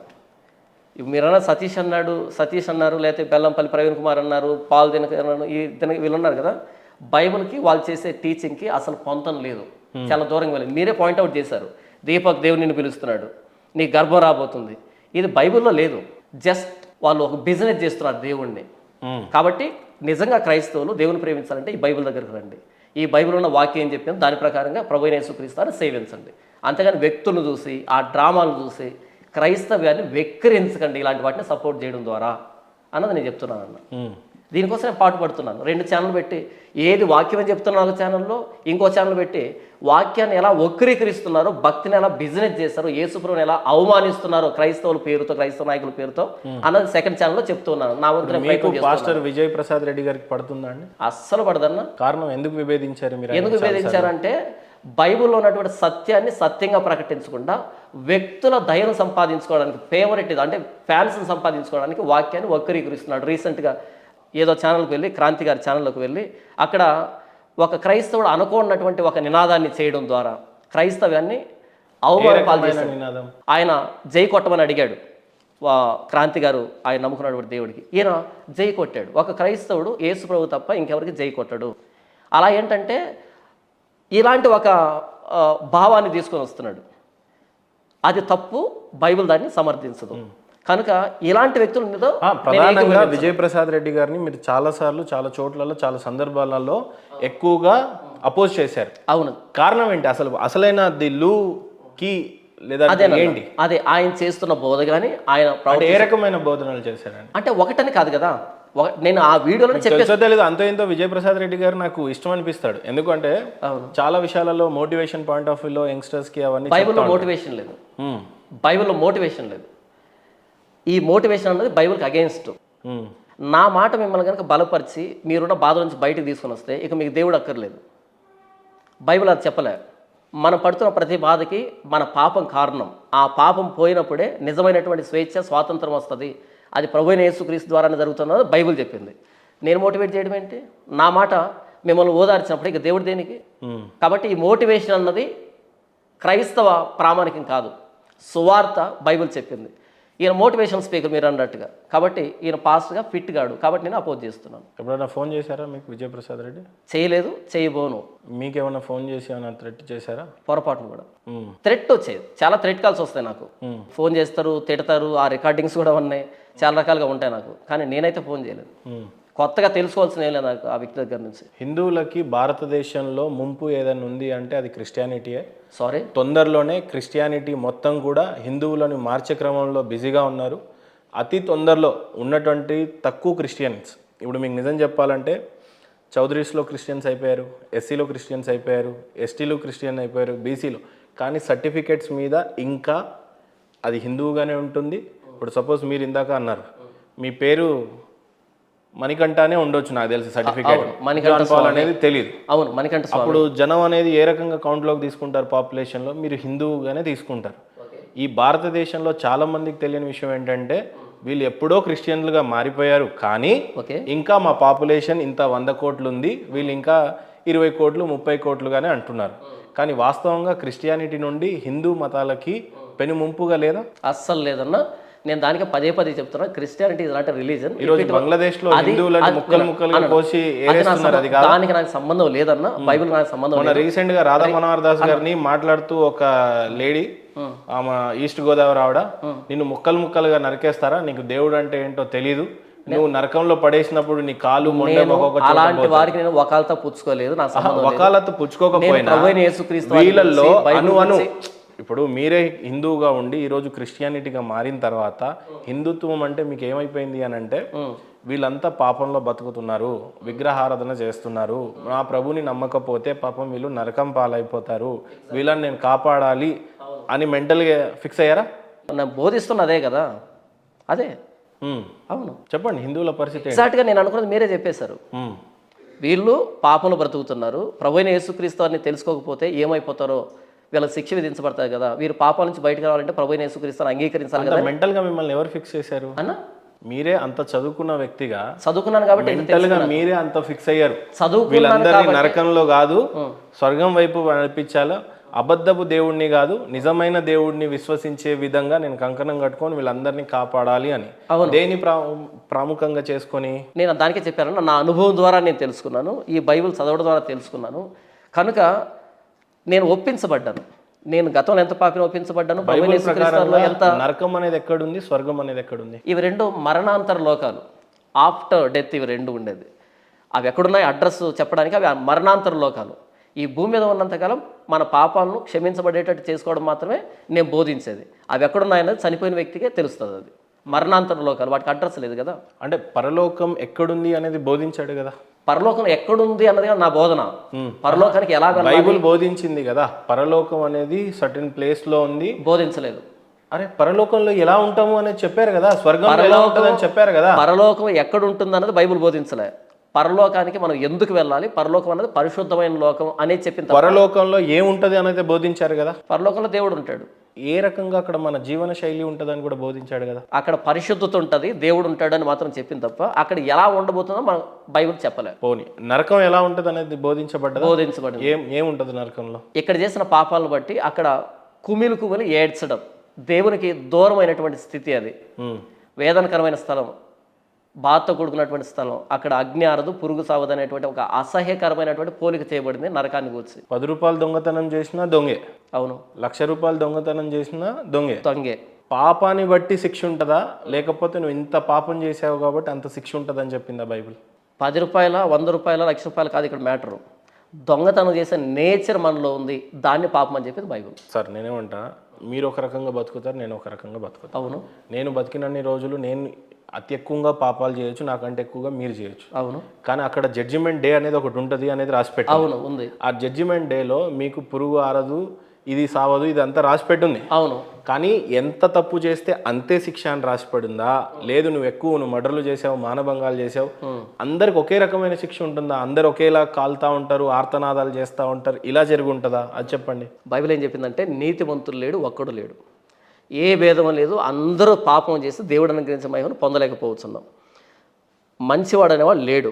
నేను దొంగతనం చేయలేదు కాబట్టి నేను మంచివాడిని కాదు, నాకు అవకాశం రాలేదు కాబట్టి నేను చేయలే. అవకాశం వచ్చి చేస్తాను, ఎందుకంటే నేచర్ ఉంది అది నాకు. ఎందుకంటే నీతిమంతులు లేడు, ఒక్కడు లేదు. కాబట్టి ఇక్కడ దొంగతనం చేశాడా చేయలేదా, తప్పు చేశాడా లేదా, ఎంత తప్పు చేశాడు అన్నది ఆ ప్రశ్న. ఇక్కడ బై బోర్న్ వీఆర్ సిన్నర్స్. మనుషులు బై బోర్న్ సిన్నర్స్, జన్మతః పాపులు, కర్మతః పాపులు. కాబట్టి దొంగతనం చేశాడు కదా నరకంలో వేయడు. మనలో పాప స్వభావం ఉంది. నేను పాపం చేయట్లేదంటే పాపం చేసే అవకాశం రాలే నాకు, లేదా అవకాశం వచ్చినా కొన్ని సమాజాన్ని భయపడి అడ్డు పెట్టుకున్నాను తప్ప పాపం చేసే స్వభావం నాలో ఉంది. కాబట్టి నేను పాపం స్వభావం కలిగిన వాడిని కాబట్టి నేను నరకానికి వెళ్తాను అంతే. అక్కడ డిగ్రీస్ లేవు. ఇప్పుడు 10 రూపాయలు చేశాడు, 100 రూపాయలు చేశాడు, డిగ్రీస్ లేవు. By born I'm sinner, by deeds also I'm sinner. జన్మతః కర్మతః పాపినే. అన్లెస్ అంటే జీసస్ క్రైస్ట్ని యాక్సెప్ట్ చేసేంత వరకు, ఆయన ఉచితంగా నన్ను నీతిమంతుడిగా పరిశుద్ధుడిగా చేసేంత వరకు నేను పాపినే. జన్మతః పాపం అని అంటే సెక్స్ వల్ల పుడతాం కాబట్టి పాపం? No, sex is sacred. Okay, ఎందుకు సిన్నర్గా పిలువబడ్డారు? జన్మతః పాపి మనిషి అని అంటే పుట్టుకతోనే పాపి అని అంటున్నారు మీరు. అవును. అభం శుభం తెలియని బేబీ కూడా పాపితో సమానం. అవును. కారణం ఏంటి, ఎందుకు పాపిగా? దానికి చెప్తున్నాను. ఆదామును దేవుడు పాపం లేనివాడిగా చేశాడు, యథార్థవంతుడిగా చేశాడు. చేసిన తర్వాత స్త్రీని చేసిన తర్వాత మీరు ఆ పండును తినకండి అని చెప్పాడు. అది తింటే మరణిస్తారు అని చెప్పాడు. పాపము అంటే దేవుని మాటను అతిక్రమించేటువంటి స్థితి. దేవుని మాటను ఆజ్ఞను అతిక్రమించేదాన్ని పాపం అంటాం. ఆ స్థితిని. మీ తండ్రి చేసిన పాపం మీకు వహిస్తుందా? నా తండ్రి చేసిన పాపం నాకు రాదు, సంబంధం లేదు. నా తండ్రి చేసిన పాపం ఆయనదే, మీ పాపం మీదే, నాదే. ఆదాము హవ్వ చేసినటువంటి పాపాలు ఇంకెందుకు కొనసాగుతున్నాయి? నేను దానికి చెప్తాను. ఇక్కడ ఆదాము హవ్వలు పండు తిన్నారు కాబట్టి ఆ పండు తిన్న పాపం నాకు రాలే. ఎప్పుడైతే వాళ్ళు పండు తిన్నారో వాళ్ళు పాపులయ్యారు. ఆజ్ఞను అతిక్రమించే నేచర్ వారిలోకి వచ్చింది. ఇప్పుడు వారిలోంచి నేను వచ్చినప్పుడు వారి బ్లడ్ నాలో ఉంది, వారి మజిల్ నాలో ఉంది, వారి డిఎన్ఏ నాలో ఉంది, వారి స్వభావం కూడా నాలో ఉంది. ఇది పాపిలో నుండి పాపే బయటకు వస్తారు. పాపం చేయడానికి ప్రధాన కారణం ఎవరు? ఆదాం హవ్వనా, లేకపోతే పాపం చెయ్యమని చెప్పినటువంటి సైతాన్ పేరేం పేరు ఉంటుంది? సర్పం పేరే ఒకటి ఉంటుంది, అపవాది, సాతాను. సాతానికి ఒక పేరు ఉంటుంది. ఆయన ఒక రూపంలో వచ్చి లూసిఫర్ అని పిలుస్తారు. లూసిఫర్ చెప్పితే హవ్వ ఆ పండు తింటది. పాపం చేసింది ఎవరు? హవ్వ, ఆదాము. ఎవరి చేత పాపం చేయబడ్డారు? పాపం చేయడానికి ప్రేరేపించబడ్డారు. ఎవరు ప్రేరేపించారు? అపవాది చేత. రైట్, లూసిఫర్ చేశాడు. అవును. అప్పుడు శత్రువు దేవుడికి మానవుడు అవ్వాలా, లూసిఫర్ అవ్వాలా? ఇద్దరు కావాలి. మరి లూసిఫర్ని ఏమని శిక్షించాడు అప్పుడు దేవుడు? చెప్పాడు కదా, స్త్రీ సంతానానికి నీకు వైరం కలుగజేస్తాను. లూసిఫర్ దాన్ని అంటున్నా, ఇక మీదట నీవు పొట్టతో ప్రాగుతావు, మట్టి తిని బ్రతుకుతావు అని చెప్పాడు. భూ జంతువులే కల్లా శపించబడిన దాని అవుతావు అని చెప్పాడు. అంటే పాముగా చూస్తారు. నాగుబాం కాదు నేను మాట్లాడుతాను. నాగుబామును రసెల్స్ వైపు మాట్లాడలేదు. నాకు అక్కడ రాయబడింది ఏంటంటే ఘట సర్పము అని రాయబడింది. లూసిఫర్ అయితే ఆల్రెడీ ఒక సైతాన్. అవును. ఆయన పాముతో ఎందుకు ఉంటాడు? నేను అదే అంటున్నాను. అక్కడ సర్పెంట్ అన్న దగ్గర నాగుపాము గురించి కాదు రాసింది, సర్పెంట్ అన్నది. అంటే ఇప్పుడు లూసిఫర్ పైన ఆల్రెడీ పాకుతా ఉన్నాడు. ఆల్రెడీ పాకేవాడిని పొట్టతో పాకమని చెప్పించడం ఏంటి? ఆల్రెడీ పాకుతున్న వ్యక్తిని అంటే అంతకుముందు కాళ్ళు చేతులు ఉండాలి, అవి పోతేనే పొట్టతో పాకుతాడు. అదే శాపం అవుతుంది. లూసిఫర్ని ఎవరు సృష్టించారు? దేవుడే. ఎలా? Angelic being. ఇక్కడ క్లుప్తంగా చెప్పండి, లేకపోతే కన్ఫ్యూజన్ అయ్యే ఛాన్స్. కానీ నాకు అర్థమైంది. ఇక్కడ ఈ అపవాది ఈ సర్పాన్ని వాడుకున్నాడు. హవ్వతో మాట్లాడి ఆ పండును తినిపించేటట్టుగా దేవుని ఆజ్ఞ అతిక్రమించాడు. అది వచ్చినప్పుడు ఇక్కడ సర్పం వేరే. లూసిఫర్ అనేవారు ఎవరు? ఎవరి చేత సృష్టింపబడ్డాడు? దేవుని చేతనే సృష్టించబడ్డాడు. ఏంజలిక్ బీయింగ్, దూత, దేవుని సముఖంలో ఉండేటువంటి దూత. ఆ దూత దేవునికి వ్యతిరేకంగా మానవులు ప్రేరేపించేట్టుగా ఆ సర్పాన్ని వాడుకొని వీరి చేత పాపం చేయించాడు. లూసిఫర్ని సృష్టించినటువంటి దేవుడు, అవును, ఆదాము హవ్వని సృష్టించాడు. అవును. దేవుడి ప్రమేయం లేకుండా ఏది జరగదు. దేవుడి ప్రమేయం లేకుండా లూసిఫర్ ఎందుకు కదిలాడు? అసలు దేవుని ప్రమేయం లేకుండా ఏది జరగదని చెప్పాను కదా. అవును, మరి లూసిఫర్ వచ్చాడు అని అంటే దేవుడికి తెలిసే వచ్చాడు కదా. తెలిసే పాపం చేశాడు కదా. అంత ఇష్టపడి సృజించినటువంటి దేవుడు ఆదాంని హవ్వని వీళ్ళ చేత పాపం చేయమని, లూసిఫర్ చేత పాపం చేయమని దేవుడు ఎందుకు కోరుకుంటాడు? అంటే దేవుడే కోరుకున్నట్టు కదా ఇక్కడ. ఓకే, చెప్తానన్నా. మీకు పిల్లలు ఉన్నారా? ఉన్నారు. మీ పిల్లలకి ఎప్పుడైనా టాయ్స్ కొనిపించారా? కొనిపించాను. వాళ్ళు పగలు కొడతారని తెలిసి కొనిపించారా? పగలు కొట్టరు అని? లేదు, పగిలిపోతాయి అని కొంటారు. తెలిసే కదా. అంటే మీరు డబ్బును దుబారా ఖర్చు పెడుతున్నారా? దుబారాగా కాదు. ఇక్కడ టాయ్స్ కి ప్రాణం లేదు. ఓకే, టాయ్స్ ఇక్కడ ప్రాణం ఉందలేదు కదా నేను అంటున్నా. నేను ప్రాణం ఉందలేదుగా మాట్లాడుతున్నది. ఫ్యూచర్ టాయ్స్ నా కంట్రోల్ తో పనిచేయవు. ఓకే, ఈవెన్ నా పిల్లలు, నా కొడుకులు కూడా నా ప్రమేయంతో పనిచేయరు. నాకు ఆ శక్తి లేదు, దేవుడికి ఉంటది. అవును. కారణం ఏంటి? ఇప్పుడు దేవుడికి నాకు తెలిసి ఆ శక్తి ఉంటే ఇంతమంది మనుషులు నువ్వు కారణం ఏంటంటే ఆ టైంలో ఆదాం హవ్వ ఇద్దరే మానవులు. అవును. భూమి మొత్తంలో చెట్లని, ప్రాణులని అన్నిటిని సృష్టించిన తర్వాత వీటన్నిటికీ ఒక ఆధిపత్యం ఉండాలి. అవును. వాడు ఇదంతా అనుభవించాలి అని చెప్పి ఇష్టంగా వీళ్ళిద్దరిని ఎవరి రూపంలో సృష్టిస్తాడు? దేవుడు తన స్వరూపంలో తన పోలిక. అంటే దేవుడు కొద్దిగా మానవ రూపంలో ఉంటాడు అని ఆ బాడీకి అర్థమా? ఫిజికల్ గా కాదు. బట్ ఏదైనా నా రూపంలో మనుషుల్ని నేను సృష్టించుకోవాలి ప్రతినిధులుగా. వీళ్ళు ఈ మొత్తాన్ని, ఈ భూమి మొత్తాన్ని రాజ్యంగా చేసుకొని మంచిగా హ్యాపీగా ఉండాలి వీళ్ళిద్దరని సృష్టిస్తాడు. అంతే కదా? అవునన్నా. అవును. లూసిఫర్ ని సృష్టించింది కూడా దేవుడే. కానీ అదే లూసిఫర్ ఆయన ప్రమేయం లేకుండా వచ్చి, ఆయన ప్రమేయంతోనే వచ్చి మరి అప్పుడు ఏముంటది అన్న? అదే కదా అదే నేను అంటున్నాను. మీరు పిల్లలకి టాయ్స్ కొనిచ్చేటప్పుడే వాళ్ళు పగలు కొడతారని భవిష్యత్తు తెలుసు మీకు. అర్థమైందా? ఇక్కడ ఏంటంటే మీ పిల్లలు ఎందుకు పగలగొట్టారు అంటే వాళ్ళకి ఫ్రీ విల్ ఉంది, స్వేచ్ఛ ఉంది. నా పిల్లలు ఆ టాయ్స్ ని పగలగొడతారని తెలిసి నేను ఇచ్చినాం అనుకుందాం. అవును. ఈ పగలగొట్టిన తర్వాత దీని త్రూ వీళ్ళకి వచ్చేటువంటి జీతం పాపం. అవును. ఇది తెలిసి నేను తండ్రికి ఇవ్వను కదా. ఏది ఇక్కడ ఒక పండు ఆదాము హవ్వని దేవుడు రోబోట్స్ లాగా చేయలే, ఫ్రీ విల్తో చేశాడు. స్వతంత్రులుగా చేశాడు. ఎక్కడ ఫ్రీ విల్ ఉంటుందో అక్కడ వైలేషన్ ఉంటుంది, అతిక్రమించడం ఉంటుంది. అతిక్రమణ జరుగుతుందని దేవుడికి తెలుసు. దానికి సంబంధించినటువంటి ప్రాయచిత్తాన్ని కూడా దేవుడు ఏర్పాటు చేశాడు. కాబట్టి ఇక్కడ మనల్ని రోబోట్గా చేస్తుంటే దేవుడు ఆదాం హవ్వల్ని, ఈ పాపం అనే ప్రస్తావనే రాదు. రోబోటు మన కమాండ్ని అతిక్రమించదు. అది ఎందుకంటే మనం ఇచ్చిన కమాండ్ ప్రకారం చేస్తుంది. దేవుడు మానవుల్ని స్వతంత్రంగా చేశాడు కాబట్టి అతిక్రమణ అనేది ఇన్ఎవిటబుల్, ఖచ్చితంగా జరుగుతుంది. భవిష్యత్ జ్ఞానాన్ని ఎరిగిన దేవుడు ఆయన. వాళ్ళు పాపం చేస్తారని తెలుసు, అయితే వారి చేతికే ఇచ్చాడు. వాళ్ళు పాపం చేశారు, వారి పాపాన్ని దేవుడు మరలా ప్రాయశ్చిత్తాన్ని ప్రభువుని యేసుక్రీస్తు రూపంలో ఇచ్చాడు. ఇందులో కాంట్రడిక్షన్ ఏముంది? ఇందులో దేవుని తప్పు పట్టాల్సిందే ఉంది. లూసిఫర్ వచ్చాడు, ఆయన కార్యక్రమం చేసుకొని వెళ్ళాడు. అవును. లూసిఫర్ పరిస్థితి ఏంటి, ఆయన హిస్టరీ గురించి ఏంటి అంటే ఏం చెప్తారు? లూసిఫర్ కోసం కటిక చీకటి సిద్ధపరచబడింది, నరకం అపవాది దూతలకి అపవాది కోసం సిద్ధపరచబడింది అని చెప్పబడింది. శిక్ష ఎటర్నల్ లాస్ అనేది చెప్పబడింది. అపవాదికి శిక్ష ఉంది, ఆదమ హవ్వలకి శిక్ష వచ్చింది, సర్పానికి శిక్ష వచ్చింది. మీరు బతికున్నన్ని రోజులు ఈ భూమి మీద రేపు చస్తారు అనే రూపంలో కూడా ఒక పాపం చేసేయచ్చు మనం. ఇప్పుడు కూడా చేయొచ్చు మనసులో కదా. అవును. మనిషి అనేవాడు పాపం చెయ్యడు అనేది అసాధ్యమా? ఇంపాసిబుల్. ఖచ్చితంగా చేస్తా. ఖచ్చితంగా. పశ్చాత్తాప పడిన తర్వాత దేవుడు క్షమించడం అనేది జరుగుతుంది. ఈరోజు తప్పు చేసేసి రేపు పొద్దున నేను చచ్చిపోతా, ఓకే, పశ్చాత్తాపం పడే సందర్భం కానీ కాలం కానీ ఎలా అక్కడ ఉంటుంది? అంటే ఇక్కడ ఏంటంటే అన్న, ఉద్దేశపూర్వకంగా పాపం చేయడం వేరు. తెలియకుండానే అయిపోతుంది. ఒక అందమైన అమ్మాయి వస్తే కళ్ళు పాపాలు చేసేస్తాయి. అక్కడికే వస్తున్నా. మంచి ఫుడ్ వచ్చింది అని అనుకో, నీది కానిది ఏదైనా నువ్వు ఆశించకూడదు. అది నా ఫుడ్ కాదు, నేను ఆశించేస్తా ఏదో ఒక రకంలో. అన్న ఒకటే బైబిల్ చెప్పే నీతి ఏంటంటే, చార్లెస్ స్పర్జన్ ఏమంటాడు అంటే, పాపం లేనటువంటి స్థితి కాదు నీతి అంటే. ఎందుకంటే అది ఇంపాసిబుల్, అది జరగదు. బై నేచర్ వీఆర్ సిన్నర్స్ అయినప్పుడు పాపమే, ప్రతి చోట పాపమే వస్తుంది. క్రిస్టియానిటీ ఏం బోధిస్తుందంటే, పాపం లేనటువంటి స్థితి నీతి అని చెప్తూ ఉన్నది. నా ఊట, నా స్ప్రింగ్, ద వెరీ బిగినింగ్, ఆరిజినే సిన్ అని గుర్తించడమే క్రైస్తవ నీతి. నా ద్వారా మంచి జరగదు, నాలో మంచి లేదు, నేను మంచి చేయలేను అని గుర్తించి ప్రభువైన యేసుక్రీస్తు ఉచితంగా నన్ను నీతిమంతుడిగా చేయాలి తప్ప, నాకంటూ నేను నీతిమంతుడు కాదు అని గుర్తించడమే నీతి. ఇది ఉచితమైన నీతి. అంతేగాని పాపం లేనటువంటి కండిషన్లో నేనున్నాను, వస్తాను అని నేను చెప్పట్లేదు. మీ దృష్టిలో ఖురాన్కి అల్లాహ్, బైబుల్కి జీసస్, మన ఈశ్వరుడు ఎవరు గొప్ప అంటే ఏం చెప్తారు మీరు?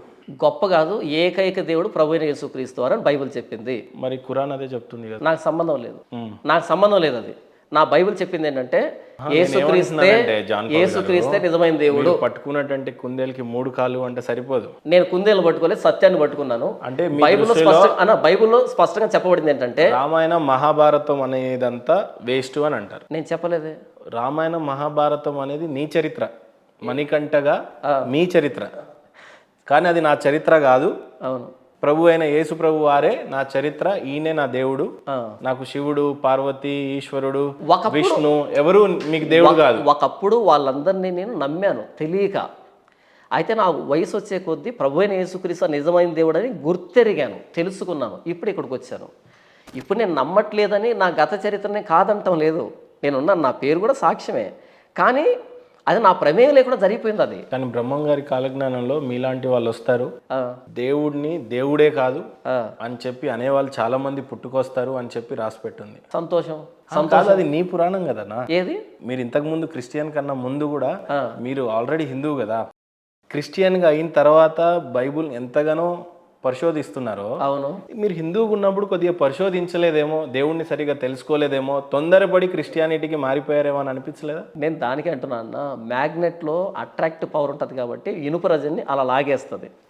ఈ బైబిల్లో ప్రాణం ఉంది కాబట్టి, దేవుని మాట కాబట్టి నన్ను అట్రాక్ట్ చేసింది. ప్రభువైన యేసుక్రీస్తు సజీవుడు కాబట్టి నాతో మాట్లాడాడు, రకరకాల పరిస్థితుల ద్వారా, రకరకాల సందర్భాల ద్వారా నా దగ్గర సువార్తను రప్పించారు.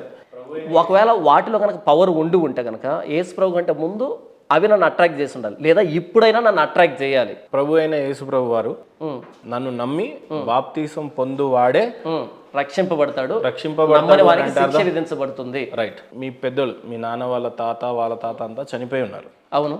వాళ్ళకి సువార్త ప్రకటింపబడలేదు. బడింది ఆ టైంలో, అందుండకపోతే ప్రకటించబడింది కాలం చెప్తాను నేను. అవును. బ్రిటిష్ గారు రాకన్నా ముందు బైబిల్ పట్టుకొని నిజంగా ఈ ప్రపంచంలో తిరిగారో లేదో మనకు తెలియదు. అప్పుడు టీవీలు, రేడియోలు ఇవన్నీ లేదు. ఈవెన్ అంత దినంలో కూడా ఏం రాసి పెట్టుంది, నా వాకు భూమి దిగంధాల వరకు అంటే ఆఖరి మనిషి వరకు అందితే అప్పుడు నేను వస్తాను అని చెప్పాడు. అవును చెప్పాడు కదా. అవును. ఒక్కసారి నా మాట మంచిగా ఆలకించండి. ఖచ్చితంగా. భూమి దిగంధాల వరకు నా యొక్క వాకు అందినప్పుడు నా రాక సంభవిస్తుంది అని చెప్పున్నాడు. అవును చెప్పాడు. పోయిన వారి పరిస్థితి ఏంటి అని చెప్పున్నాడు. ఓకే, దానికి చెప్తానన్నా. సపోజ్ ఇప్పుడు మా ఊరుంది, చాలా చిన్న పల్లెటూరు. ఓకే. మా తాత వాళ్ళ తాతలకి ముందు ఓకే కనీసం ఎలక్ట్రికల్ బల్బు లేదు. నేను పుట్టి 2011-4లో అనుకుంటా, అప్పుడు ఎలక్ట్రికల్ చూసాం, అప్పుడు లైట్ చూసాం. అవును. వాళ్ళకి రేడియో అందే పరిస్థితి ముమ్మాటికి లేదు. వాళ్ళు చదువుకోనే లేదు కాబట్టి నీకు లెటర్ కూడా చదువుకోవడానికి లేదు. వాళ్ళకి సువార్త 100% అందలేదు. ఇప్పుడు వాళ్ళు ఎలా రక్షింపబడతారు చెప్తానన్నా. యోబు గ్రంథము 35వ అధ్యాయం 10వ వచనం నుంచి నేను చదివి వినిపిస్తాను. ఇది మొట్టమొదటి పుస్తకం బైబిల్లో, ఆదికాండం కంటే ముందు రాయబడిన పుస్తకం యోబు గ్రంథం. అయితే కూర్పులో ఇక్కడికి వచ్చింది ఇది. నేను చదివి వినిపిస్తాను. 35వ అధ్యాయం 10వ వచనం యోబు గ్రంథం ఏంటంటే, అయితే రాత్రి యందు కీర్తనలు పాడుటకు ప్రేరేపించుచు, భూజంతువుల కంటే మనకు ఎక్కువ బుద్ధి నేర్పుచు, ఆకాశ పక్షుల కంటే మనకు ఎక్కువ జ్ఞానం కలుగజేయచ్చు, నన్ను సృజించిన దేవుడు ఎక్కడ ఉన్నాడని అనుకుని వారెవరినూ లేరు. ఇక్కడ ఏమని చెప్తున్నాడు అంటే, ఈ జంతువులు చూసినప్పుడు, ఈ సృష్టిని చూసినప్పుడు, వీటన్నింటికంటే నేను గొప్పగా ఉన్నాను కదా, మరి నన్ను సృజించిన దేవుడు ఎక్కడ అనుకునేవారు లేరంట. అంటే మనుషులు ఆలోచించట్లేదంట. ఆదికాండం 14వ అధ్యాయము 18వ వచనం నుంచి ఒక సందర్భం రాయబడిందన్న, నేను చదివి వినిపిస్తాను. మరియు షాలేము రాజైన మెల్కీసెదెకు రొట్టెను ద్రాక్షారసం తీసుకుని వచ్చెను. అతడు సర్వోన్నతుడగు దేవునికి యాజకుడు. అప్పుడు అతడు అబ్రహామును ఆశీర్వదించి, ఆకాశమునకు భూమికిని సృష్టికర్తయును సర్వోన్నతుడైన దేవుని వలన అబ్రహాము ఆశీర్వదించబడును గాక అని దీవించాడు. యోబు గ్రంథం ఏం చెప్పాను అంటే, ఈ సృష్టి కంటే మానవుడు అధికుడిగా ఉన్నప్పుడు నన్ను సృజించిన దేవుడు ఎక్కడా అని మానవుడు ఎందుకు ఆలోచించట్లేదు? ఎంతసేపు తినడం, త్రాగడం, నిద్రపోవడం ఇదేనా? నేను పుట్టాను, మరణిస్తున్నాను, నేను ఎక్కడికి వెళ్తున్నాననే స్పృహ లేదా, ఎరుక లేదా? నంబర్ 2, ఆదికాండంలో ఏంటంటే మెల్కీసెదెకు అనే వ్యక్తిని గురించి పరిచయం చేస్తూ, అతడు సర్వోన్నతుడుకు దేవునికి యాజకుడు. ఇది ఏ కాలం అంటే అందరూ విగ్రహారాధనలు మునిగిపోయినటువంటి కాలం. కానీ మెల్కీసెదెకు అనే వ్యక్తి సర్వోన్నతుడుకు దేవునికి యాజకుడు. అంటే ఆకాశం మీద ఒక దేవుడు ఉన్నాడు సృష్టికర్త, ఆయన దేవుడు తప్ప మనం చేసుకున్నవి కాదు అని ఇక్కడ మెల్కీసెదెకు అనే వ్యక్తి యాజకత్వం చేస్తున్నాడు. అప్పటికే ఈ మానవులు పెట్టుకున్నటువంటి కాకుండా సర్వోన్నతుడు ఉన్నాడు, సర్వసృష్టికర్తని ఆరాధిస్తున్నాడు. మరి మెల్కీసెదెకు ఉన్నటువంటి ఎరుక మన పితరులకు ఎందుకు లేకపోయింది? ఎంతసేపు తినడం, త్రాగడం, ఈ బ్రతకడమేనా? మరి మరణం అన్నది నిజమైనప్పుడు, మరణం అన్నది మన జీవితంలో వస్తుందన్నప్పుడు ఎందుకని మరణం తర్వాత ఏంటని ఆలోచించలేకపోయారు? యేసుప్రభు సువార్త పక్కన పెడదాం కాసేపు. ఎందుకని మరణం తర్వాత ఏం ఉండబోతుందో ఎందుకు ఆలోచించలేదు? ఆ ఆలోచన లేకుండా తినడం, త్రాగడం దగ్గరే ఉండిపోతే కనుక జంతువులకి మానవుడికి అసలు తేడా ఏంటి, గీత ఏంటి మధ్యలో? యేసుప్రభు సువార్త రానంత వరకు మనం ఈ సృష్టిని చూసి సృష్టికర్తను అంచనా వేస్తే అది నీతిగా ఎంచబడుతుంది. యేసుప్రభు సువార్త రానంత వరకు. యేసుప్రభు సువార్త వచ్చిన తర్వాత యేసుప్రభు సువార్తను అంగీకరించావా లేదా అనే దాన్ని బట్టి జడ్జిమెంట్ ఉంటుంది. వెరీ సింపుల్ అన్న. అవిటి వాడు పుడతాడు. అవును. బ్రెయిన్ అనేది ఉండదు, ఆత్మ అనేది ఉంటుంది. చనిపోయిన తర్వాత ఆయన ఆత్మ దేవుని దగ్గరికి వెళ్తాడు. బతికున్న రోజులు యేసుప్రభుల వారి గురించి మీరు చెప్పినా అర్థం కాదు. మరి ఆయన ఆత్మ ఏం కావాలి? దేవుని దగ్గరికి వెళ్తాడు, డైరెక్ట్ వెళ్ళిపోతాడు, దేవుని దగ్గరికి వెళ్తాడు. పాపాలు ఏం చేయడు. ఆ వ్యక్తిలో పాప స్వభావం ఉన్నా, ఆ వ్యక్తి పాపం చేసినా అందులో ఆ వ్యక్తి ఇన్వాల్వ్మెంట్ లేదు, దేవుని దగ్గరికే వెళ్తాడు. నమ్మి బాప్తిసం పొందినవాడు అసలు దేవుడి దగ్గరికి వెళ్ళాలి? అసలు నమ్మడానికి ఆస్కారమే లేదు కదా. నమ్మడం అంటే ఏంటి? ఆ వ్యక్తి పాపేని గుర్తెరగాలి. అసలు ఆ వ్యక్తికి తల సరిగా పని చేయట్లేదు కదా. బాప్తిసం పొందకుండా దేవుని రాజ్యంలో చోటుందా? ఇలాంటి వ్యక్తులకు ఉంది. ఎక్కడ ఉంది చెప్పండి? ఏంటి? బైబిల్లో చూపించండి. నమ్మి బాప్తిస్మము అంటే నమ్మాలి అంటే ఆ వ్యక్తికి తల సరిగా పని చేయాలి వద్దా? ఆ వ్యక్తికి తలే సరిగా పని చేయకపోతే ఆ వ్యక్తిని అలా పుట్టించింది ఎవరు? సరే, ఆయన నమ్మకపోయినా నా దగ్గర ఆయనకు చోటు ఉందని బైబిల్ ఎక్కడన్నా చెప్తుందా? నేను దానికే అంటున్నానన్నా. నమ్మి బాప్తిసం పొందడం అని అన్నప్పుడు ఆ వ్యక్తి నమ్మాలి, తాను పాపం చేశానని ఒప్పుకోవాలి, ఆ పాపాల కోసం యేసుప్రభు ప్రాణం పెట్టాడని ఈ వ్యక్తి అంగీకరించాలి. ఇదంతా జరగాలంటే ఆ వ్యక్తికి తల సరిగ్గా పని చేయాలి. అసలు తల సరిగ్గా పని చేయనప్పుడు ఆ వ్యక్తిని అలా పుట్టించింది ఎవరు? దేవుడు. మిమ్మల్ని పాస్టర్ అని నేను పాస్టర్, రైట్? మదర్ తెరీసా ఈ భారతదేశానికి వచ్చింది. ఆమె గురించి మంచి చెడుల గురించి చెప్పాలంటే ఏం చెప్తారు మీరు? కేవలం మంచి మాత్రమే చెప్తాను. ఒకవేళ తన గురించి చెడు చెబితే భారతదేశ గవర్నమెంట్ నేను వెక్కిరించినట్టు. ఎందుకంటే ఆవిడకి భారతరత్న ఇచ్చి సత్కరించి భారతదేశ గవర్నమెంట్ ఆవిడకి peace prize, Nobel peace prize కూడా ఇచ్చింది. ఒకవేళ మదర్ తెరిసా అని నేను కనుక నెగిటివ్గా ఏదైనా మాట్లాడితే భారతదేశ గవర్నమెంట్ని వెక్కిరించినట్టు, ప్రపంచ ఈ నోబెల్ ప్రైజ్ ఇస్తారు కదా వీళ్ళని కూడా వెక్కిరించినట్టు. వాళ్ళకి తెలియనటువంటి చెడు నాకు తెలుసా ఇక్కడ? వాళ్ళకి తెలుసు కదా తనకి నోబెల్ పీస్ ప్రైజ్ ఇస్తూ ఉన్నప్పుడు, భారతదేశానికి తెలుసు కదా భారతరత్న ఇస్తూ ఉన్నప్పుడు. ఆమె జీవిత ఆవిడలో చెడు లేదు, ఆవిడలో చెడు లేదు, ఆవిడలో చెడు లేదు. నేను చెడు గురించి మేము మాట్లాడలేదు, జస్ట్ మదర్ తెరిసా గురించి మీకు తెలిసినటువంటి. మదర్ తెరిసా యేసు ప్రభు ప్రేమని ఈ ప్రపంచానికి చాటి చెప్పింది, చేతల్లో చాటి చెప్పింది. ఇప్పుడు ఉన్నటువంటి క్రైస్తవులందరూ కూడా ప్రభు అయిన యేసుక్రీస్తు వారి మాటని సీరియస్గా తీసుకుంటే మదర్ తెరిసా లాగా ఈ ప్రపంచం ఎంతో కాలం పట్టదు ప్రభు అయిన యేసుక్రీస్తు వారి పాదముల చెంతకు రావడానికి. అయితే దురదృష్టవశాత్తు చాలామంది క్రైస్తవులు ఏంటంటే యేసు ప్రభు మాటలు వింటున్న వదిలిపెడుతున్నారు కాబట్టి అంతటి మార్పు ఇంకా జరగలేదు. మదర్ తెరిసా తాను ఒకసారి ప్రయాణం చేస్తున్నప్పుడు యేసు ప్రభు స్వరాన్ని విని భారతదేశానికి వచ్చింది, కుష్ఠరోగులకు సేవ చేసింది. అలా చేతుల్లో ప్రభు అయిన యేసుక్రీస్తు అని చూపించింది ప్రపంచానికి. యేసు ప్రభు ప్రేమ ఎలాగుంటుంది అనేది చూపించింది. అలాగా ప్రతి క్రైస్తవుడు మారాలి, చేతుల్లో ప్రభు అయిన యేసుక్రీస్తు అని ఇతరులకు చూపించాలి అన్నది నా ఆలోచన. జాన్ పాల్ గారు మదర్ తెరిసా కన్నా గొప్పవాడా? మదర్ తెరిసా పిలువబడిన పిలుపు, నేను పిలువబడిన పిలుపు ఒకటి కాదు. మదర్ తెరిసా చేతులతో సేవ చేసి ప్రభు అయిన యేసుక్రీస్తు ప్రకటించడానికి వచ్చింది. పాస్టర్ జాన్ పాల్ లేఖనాలను వివరించి ప్రభు అయిన యేసుక్రీస్తుని స్థాపించడానికి పిలువబడ్డాడు.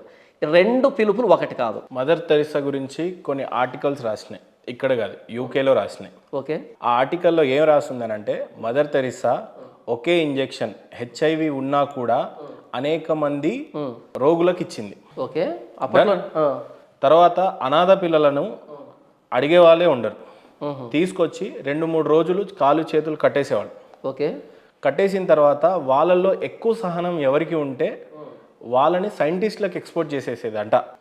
డన్, ఆ ఆర్టికల్లో ఉన్నదే నేను మీకు చెప్తున్నా. ఓకే, మూడవది తీవ్రవాదుల నుండి కూడా ఈమెకు డొనేషన్స్ వచ్చినాయి అనేది ఆ ఆర్టికల్ చెప్తా ఉంది. ఓకే, అన్నిటికంటే మించి మదర్ తెరిసా సేవ ముసుగులో బాప్తిసం ఇవ్వాలి, యేసు ప్రభు వారిని పరిచయం చేయాలి అని చెప్పి 1935, 37, 32 ప్రాంతంలో వచ్చింది. అంటే బ్రిటిష్ వాళ్ళు ఉన్న కాలంలో మనకి భారతదేశానికి స్వాతంత్ర్యం రాకన్నా మునిపే తను, ఇందాక మీకు అన్నా మీకు రాజులు ఉన్నారా, రాజ్యాలు ఉన్నాయా, మీకు ఏమైనా ఇతిహాసం ఉందా, అందులో the dark side of mother Teresa గురించి చెప్తుంటే. అండ్ ఇంకోటి, మదర్ తెరిసా గారు ఇక్కడున్న భారతరత్నాన్ని మీరు అవమానించినట్టే మీరని నన్ను కట్టేశారు, కానీ ఆమె ఇచ్చినటువంటి డొనేషన్స్ ఈ భారతదేశ ప్రభుత్వానికి కూడా ఇచ్చిందంట. ఓకే అని అందులో రాసింది. ఓకే, వాటికన్ సిటీలో ఒక బ్యాంక్ అకౌంట్ లో ఆమెకి 7 లక్షల కోట్లు, ఓకే, అంటే ఒక 100 సంవత్సరాల క్రితమే 7 లక్షల కోట్లు అంటే ఈ రోజున అంబానీకి నాకు తెలిసి ఇఫ్ ఐఎమ్ నాట్ రాంగ్ 3 లక్షల కోట్లు ప్రపంచ కుబేరుల్లో నంబర్ 1, అంటే సారీ ఇండియాలో. అంటే ఈ లెక్కన 100 సంవత్సరాల క్రితమే 7 లక్షల కోట్లు ఆమె బ్యాంక్ బ్యాలెన్స్ అయినప్పుడు ఆమె ఎంత కుబేరాలు. మీరు చెప్పిన స్టోరీ చాలా బాగుందన్న. ఆ ఆర్టికల్ రాసిన వ్యక్తి మంచి స్టోరీ టెల్లర్ అయి ఉంటాడు. లేదు, ఆర్టికల్స్ లో ఒకటి వినండి, ఒక రిపోర్టర్, ఒకటి వినండి అన్న, ఒక రిపోర్టర్, నేను చెప్తాను వినండి, నేను చెప్పేది వినండి. జాన్ పాల్ గారు ఆమె దగ్గర పనిచేస్తున్నటువంటి ఒక డాక్టర్, ఓకే, ఇక్కడ ఆయన యూకేలో డాక్టరేట్ చేసి వచ్చాడు. ఓకే, ఇక్కడ వచ్చి ఆమె సంస్థలో పనిచేయాలని చెప్పి నిర్ణయించుకున్న తర్వాత ఇక్కడ జరుగుతున్న అన్యాయాలన్నీ చూసి మళ్ళీ తిరిగి యూకేకి వెళ్ళిపోతాడు. ఓకే, యూకేకి వెళ్ళిపోయిన తర్వాత అక్కడున్న రిపోర్టర్స్తో ప్రెస్ మీట్ పెట్టారు, మీరు చూడొచ్చు. ఓకే, ఆ ప్రెస్ మీట్లలో ఈమె చేస్తున్నటువంటి దారుణాలు చెప్పారు. ఓకే, మళ్ళీ వాళ్ళు వచ్చి ఇక్కడ చూస్తే మదర్ తెరిసా నిజంగానే ఇవన్నీ చేస్తుందా అంటే ఎస్ చేస్తున్నాయి అని చెప్పేసి వాళ్ళు నిర్ధారించారు. ఓకే, ఈ చిన్న విషయం కూడా మన ఇండియన్ గవర్నమెంట్కి ఎందుకు తెలియలేదు, అంత అమాయకంగా భారతరత్న ఎందుకు ఇచ్చింది, దీనికి మీరు సమాధానం చెప్పాలి. ఆ ఆర్టికల్ రాసిన స్టోరీ టెల్లర్ కూడా సమాధానం చెప్పాలి. ఇంకొక విషయం ఏంటన్నా, వెన్ షీ వాజ్ 18 అంటే టీనేజే కదన్నా.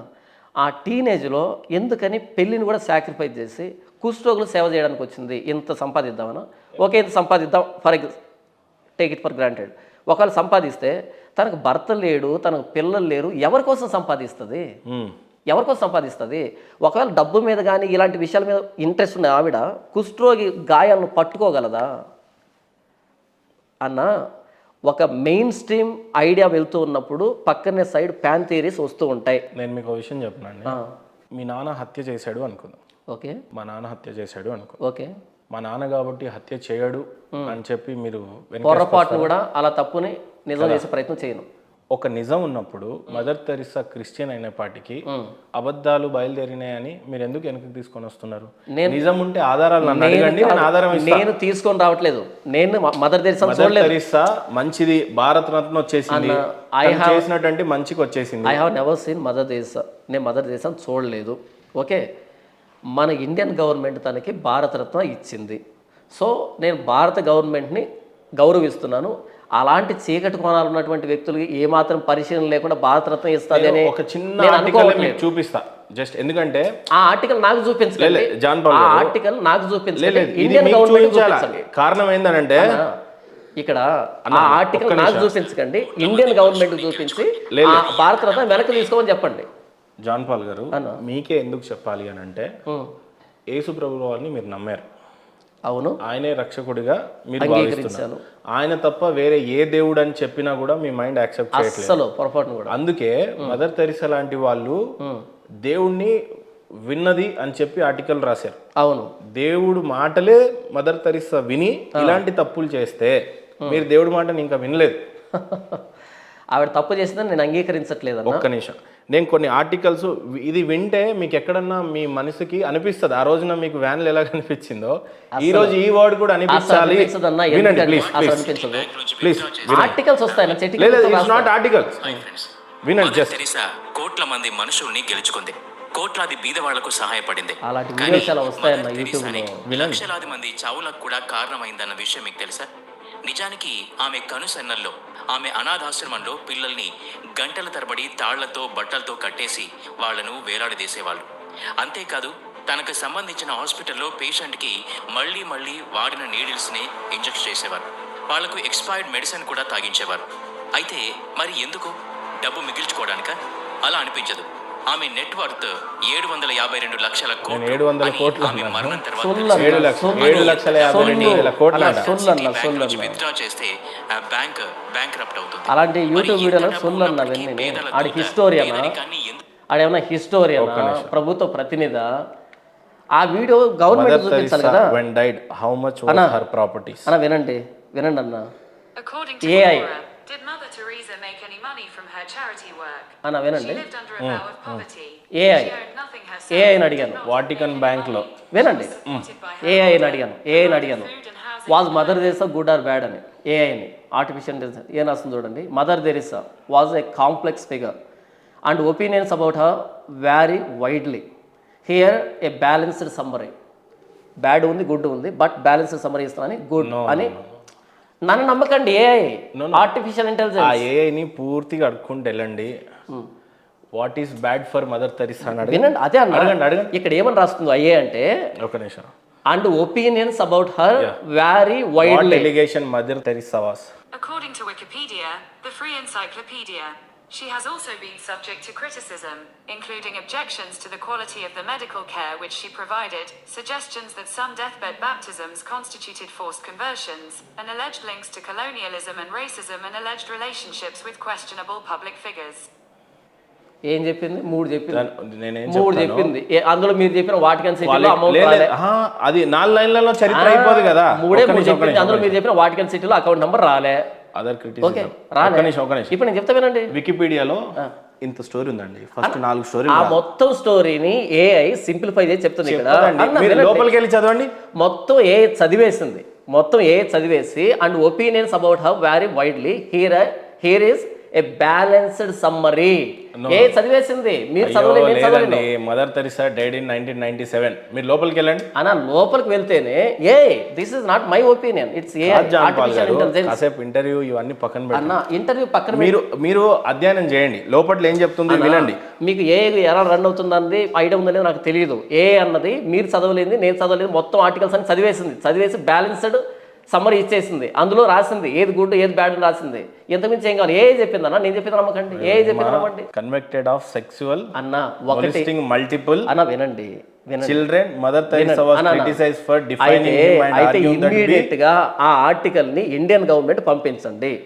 అండ్ ఆస్క్ దెమ్ దాన్ని భారతరత్న వెనక్కి తీసుకొని చెప్పండి, ఎందుకు అలా ఉంటుంది భారతరత్న? నేను అంటుంది భారతరత్న అన్న మెయిన్ స్ట్రీమ్ ఐడియా ఉన్నప్పుడు, మంచిదా మెయిన్ స్ట్రీమ్ ఐడియా ఉన్నప్పుడు ఫ్యాన్ థియరీస్ వస్తాయి. జాన్ పాల్ గారు నేనేమంటున్నా, మదర్ తెరిసా మంచిదా చెడ్డదా, ఆమెకు భారతరత్న వచ్చింది కాబట్టి ఇప్పుడు మహేంద్ర సింగ్ ధోని గారికి వచ్చింది. ఓకే, దాని తర్వాత ఆయన చెడు చేసినా ఇది చేసినా భారతరత్న కాదు. నేనేమంటున్నా మనుషుల మదర్ గురించి కాదు, తెరిసాకి నేను మదర్ తెరిసా గురించి మాట్లాడట్లేదండి. ఓకే, తన మేజర్ ఎజెండా క్రిస్టియానిటీని ప్రమోట్ చేయడం. ఓకే, ఇప్పుడు జాన్ పాల్ గారి మీ కర్తవ్యం, జాన్ పాల్ గారి తక్షణ కర్తవ్యం ఏంటి? ప్రభు అయిన యేసుక్రీస్తు వారి మరణ సమాధి పునరుద్ధానాల గురించి నేను మరణించేంత వరకు ప్రకటించాలి. అంతేగాని మీకు సంబంధించిన హిందుత్వం కానీ మీ కల్చర్ గురించి కానీ మీరు పుట్టినటువంటి ఏ మతంలో అయితే పుట్టారో ఆ మతం గురించి నేను చదవను, నేర్చుకోను. కారణం ఏంటంటే ఆ మ్యాగ్నెటిక్ శక్తి నన్ను వచ్చి మాట్లాడలేదు, అందులో నాకు ఆకర్షించలేదు, నేను చదవను అని అంటారు. అందులో నాకేం కనిపించలేదు. ఏది నిజం? అందులో అబద్ధమైన నిజమైన మీరు గ్రహించడానికి ఇష్టపడరు. కడుపు నిండిపోయిందన్న, ఇంకేం తింటాం? కడుపు నిండిపోయిందన్న, కడుపు నిండిపోయింది. బాధ అనిపిస్తుందా అన్న ఫీలింగ్ కూడా లేదా? 0.1% కూడా లేదన్న. అంటే అంతకుముందు నేను ఎందుకు యేసుప్రభుని తెలుసుకోలేకపోయానని, అంటే ఇప్పుడు భారతదేశంలో ఉన్న హిందువుల సోదరులంతా కూడా పాపంలో బతుకుతున్నారు అని జాన్ పాల్ గారి ఉద్దేశం. భారతదేశంలో ఉన్నంత మాత్రం చేత హిందూయిజం నమ్మాలని రూల్ ఏమి లేదు ఇక్కడ. ఇది భిన్నత్వంలో ఏకత్వం. ఎవరి విశ్వాసం చరిత్ర బైబుల్ ఇదంతా పక్కన పెట్టండి. ఓకే, భారతదేశంలో ఉన్నారు, భారతదేశ జెండాకి మీరు సైల్యూట్ కొడతారు. అవును, కొడతాను. ఎందుకు కొడతారు? ఎందుకంటే అది నేషనల్ ఫ్లాగ్ కాబట్టి. వేరే దేశంలో ఉంటే ఆ జెండాకు కూడా కొడతారు. అక్కడికి వెళ్తే వాళ్ళ నేషన్ అంటే గౌరవం. ఇజ్రాయెల్లో ఉంటే ఇజ్రాయెల్ జెండాకు కూడా సైల్యూట్ కొడతారు. ఇజ్రాయెల్ జెండాకి నేను కొట్టను అనుకుంటాను. ఇజ్రాయెల్లో ఉంటూ ఇజ్రాయెల్ జెండాకు సైల్యూట్ కొట్టరా? రీజన్ చెప్తాను వినండి. కంట్రీస్ 3 రకాలు: థియోక్రసీ, ఆటోక్రసీ, డెమోక్రసీ. ఆటోక్రసీ అంటే నియంతృత్వ పరిపాలన, నార్త్ కొరియా ఎగ్జాంపుల్. డెమోక్రసీ అంటే మన ఇండియా, అమెరికా. థియోక్రసీ అంటే సౌదీ అరేబియా, పాలస్తీనా, ఉన్నాయి చూసా, ఇవన్నీ అంటే దేవుని ఆధారం చేసుకుని ఆ కంట్రీస్ నడుస్తాయి. ఓకే, ఆ జూయిష్ ఫ్లాగ్ అన్నది నా విశ్వాసానికి సంబంధించింది కాదు, అది రిలీజియస్ సంబంధించింది కాబట్టి సో నేను దానికి సెల్యూట్ చేయను. భారతదేశంలో డెమోక్రటిక్ కంట్రీ కాబట్టి ఇది ఏ మతానికి మొగ్గు చూపదు కాబట్టి ఇక్కడ నేను నా దేశాన్ని గౌరవించి సెల్యూట్ చేస్తాను. భారతదేశంలో ఒక 70 సంవత్సరాల క్రితం పాకిస్తాన్లు మనము మీరు కలిసి ఉన్నాం. అవును, అక్కడ 800 సంవత్సరాలు అన్నదమ్ములుగా కలిసి ఉన్నామంట. ఓకే, పాకిస్తాన్ బైబిల్ పట్టుకుంటే ఇప్పుడు కూడా కలిసే ఉంటాం. ఓకే, పాకిస్తాన్ వాళ్ళు మన దేశం నుంచి విడిపోయారు. అవును, ఎందుచేత ఇండియా పాకిస్తాన్ విడిపోయిందో మీరు చెప్పండి. ఇందులో చెప్పేది ఏముండదు, రిలీజన్ బట్టి సపరేట్ అయ్యారు. ఏ రిలీజియన్ బేస్ చేసుకొని? పాకిస్తాన్ అంటే ఇస్లామే కదా. ఇండియా ఎందుకు సపరేట్ అయింది? ఎందుకు సపరేట్ అయితే వాళ్ళు వెళ్ళిపోయారు, ఇంక వేరే ఆప్షన్ లేదు కదా. ఇక్కడ మన తెలంగాణ ముస్లిం బేస్ చేసుకొని అయిందని క్లియర్ గా చెప్పండి. అదే చరిత్ర కదా. అవును, అదే. భారతదేశం విడిపోయింది కారణం ఏంటి? పాకిస్తాన్లో అంతా ఇస్లామిక్ కంట్రీ కావాలని కోరుకున్నారు, హిందూస్ అంతా కలిసి భారతదేశం కావాలని కోరుకున్నారు. అవును, క్రిస్టియన్స్ అంతా ఎడిపోయారు. మరి అప్పుడు మీకంటూ ఒక దేశం కావాలని లేదా అన్న? క్రిస్టియన్స్కి ఒక దేశం కావాలని లేదు. ప్రపంచంలో ప్రతి మానవుడికి ప్రభువైన యేసుక్రీస్తు వారి రక్షణ సువార్త అందాలి అన్నది తప్ప మాకు ప్రత్యేకమైన దేశం కావాలి, ప్రాంతం కావాలని క్రైస్తవులు ఎప్పుడు అడగరు. కారణం చెప్తా నేను. ఒక 800 సంవత్సరాలు ఓకే భారతదేశంలో ముస్లిమ్స్ హిందూస్ కలిసే ఉన్నారు. ఓకే, కాకపోతే ఒక 1000 సంవత్సరాల క్రితం పోతే మొహమ్మద్ గజ్నీ లాంటి వాళ్ళు వచ్చి ఓకే దండయాత్ర చేస్తున్నప్పుడు ఆ తర్వాత రీసెంట్ గా ఒక 200 సంవత్సరాల క్రితంకి ముందు ఓకే అప్పుడు మన ఔరంగజేబ్ వీర శివాజీ ఉన్న కాలం అది. ఓకే, ఔరంగజేబ్కి ఎలాంటి మతపరమైన ఆలోచనలు ఉండేవో తెలుసు. ఏమని ఉండే? అందరినీ ఖచ్చితంగా ముస్లిం కింద మారాలి, మారని పక్షంలో చంపేయాలి. అవును, ఎంతకాలం కింద? Just 200 years back, 250 years back story అది. అవును, 8 ఇయర్స్ పక్కన పెడదాం. ఓకే. సో అప్పటి నుంచి హిందూ ముస్లిం గొడవలు అనేది నడిచేవి, ఒప్పుకుంటారు. అవును, హిందువులందరినీ కాపాడాడు కాబట్టి వీర శివాజీ ఎంతో కొంత ఓకే హీరో అయ్యాడు అనుకుందాం. నాట్ గాడ్ అని చెప్పుకోకపోవచ్చు. ఇప్పుడు కాలక్రమాన ఏమైపోయింది? హిందూ ముస్లిం గొడవ పడుతున్న క్రమంలో బ్రిటిషర్స్ వచ్చారు. ఓకే, బ్రిటిషర్స్ వచ్చిన తర్వాత ఏమని చెప్పి ఇండియాని పాలించారు అని అంటే బిజినెస్ అనే పేరుతో వచ్చారు. ఈస్ట్ ఇండియా కంపెనీకి అంతో ఇంతో దగ్గరుండి రన్ చేసింది ఎవరు? మన మొహమ్మద్ గజ్నీ వాళ్ళ కొడుకు అనుకుంటా, ఆయన పేరు నాకు అంత గుర్తులేదు, మంచి పేరే. ఓకే, ఆయనకు సపోర్ట్ చేస్తూ ఈస్ట్ ఇండియా కంపెనీ ఇక్కడ లాంచ్ చేయడానికి ఇష్టపడ్డాడు. అవును, ముస్లింకి ఒక రకమైన రూల్స్, హిందూకి ఒక రకమైన రూల్స్. అవును, వచ్చింది బ్రిటిషర్సే కాబట్టి క్రిస్టియన్ కి పెద్దగా ఎలాంటి మీకు చరిత్ర నేను చెప్పేస్తాను, మీకు తెలిసిన చరిత్ర మీరు చెప్పండి. ఓకే, చెప్పండి. ఈ కాలమాన పరిస్థితుల్లో బ్రిటిష్ విభజించి పాలించాడు. ఎందుకంటే అప్పుడు ఇండియా అంతా కూడా రాజ్యాలుగా ఉండేది. అవును. ఈ అన్ని రాజ్యాల్లో ముస్లిం రాజ్యాలు వేరే ఉండే, హిందూ రాజ్యాలు వేరే ఉండే. ఓకే. ఇలాంటి గొడవల మధ్యలో బ్రిటిష్ ఎస్టాబ్లిష్ అయింది. ఓకే. వీళ్ళిద్దరిని కలపాలని బ్రిటిష్ ఎప్పుడు అనుకోలే. అనుకోనున్నా అది సాధ్యపడలే. అవును. బ్రిటిష్ ఈ దేశాన్ని వదిలిపోతున్నప్పుడు నిజంగానే మత ఘర్షణలు విపరీతంగా ఉండే. వీళ్ళిద్దరిని తట్టుకోలేక ఒక పక్కన ఇండిపెండెన్స్ కోసం మనం పోరాడుతున్న పోరాటము ఉంది, అంతర్గత ఘర్షణలు ఉన్నాయి. బ్రిటిష్ లాస్ట్ మినిట్ లో కూడా వీళ్ళిద్దరిని ఐదర్ విడదీయాలి లేదా కలిపేయాలి అని చూసినప్పుడు ఆగస్టు 15th కల్లా మనకి ఇండిపెండెన్స్ ఇచ్చేయాలి భారతదేశానికి అని కోరుకున్నప్పుడు అలా ట్రయల్ చేసినప్పుడు వైఫల్యం చెందారు. అప్పుడు ఇండియా పాకిస్తాన్ రెండు విధాలుగా విడిపోవాల్సిందే అని చెప్పి వాళ్ళు డిసైడ్ అయినప్పుడు ముస్లిం సోదరులు ఇండియాలో ఎక్కడెక్కడైతే వరంగల్ ఇక్కడ అని చెప్పుకుంటాం కదా, వరంగల్ నెల్లూరు ఏదో ఇక్కడున్న వాళ్ళు కూడా వలసవాదులుగా వెళ్ళినటువంటి పిక్చర్స్ కూడా ఉన్నాయి. కావాలంటే నేను మీకు చూపిస్తా. ట్రైన్ మీద ఎక్కి వెళ్ళారు, వాళ్ళు వెళ్ళిపోయారు. కొంతమంది ఇక్కడ ఉండిపోయారు.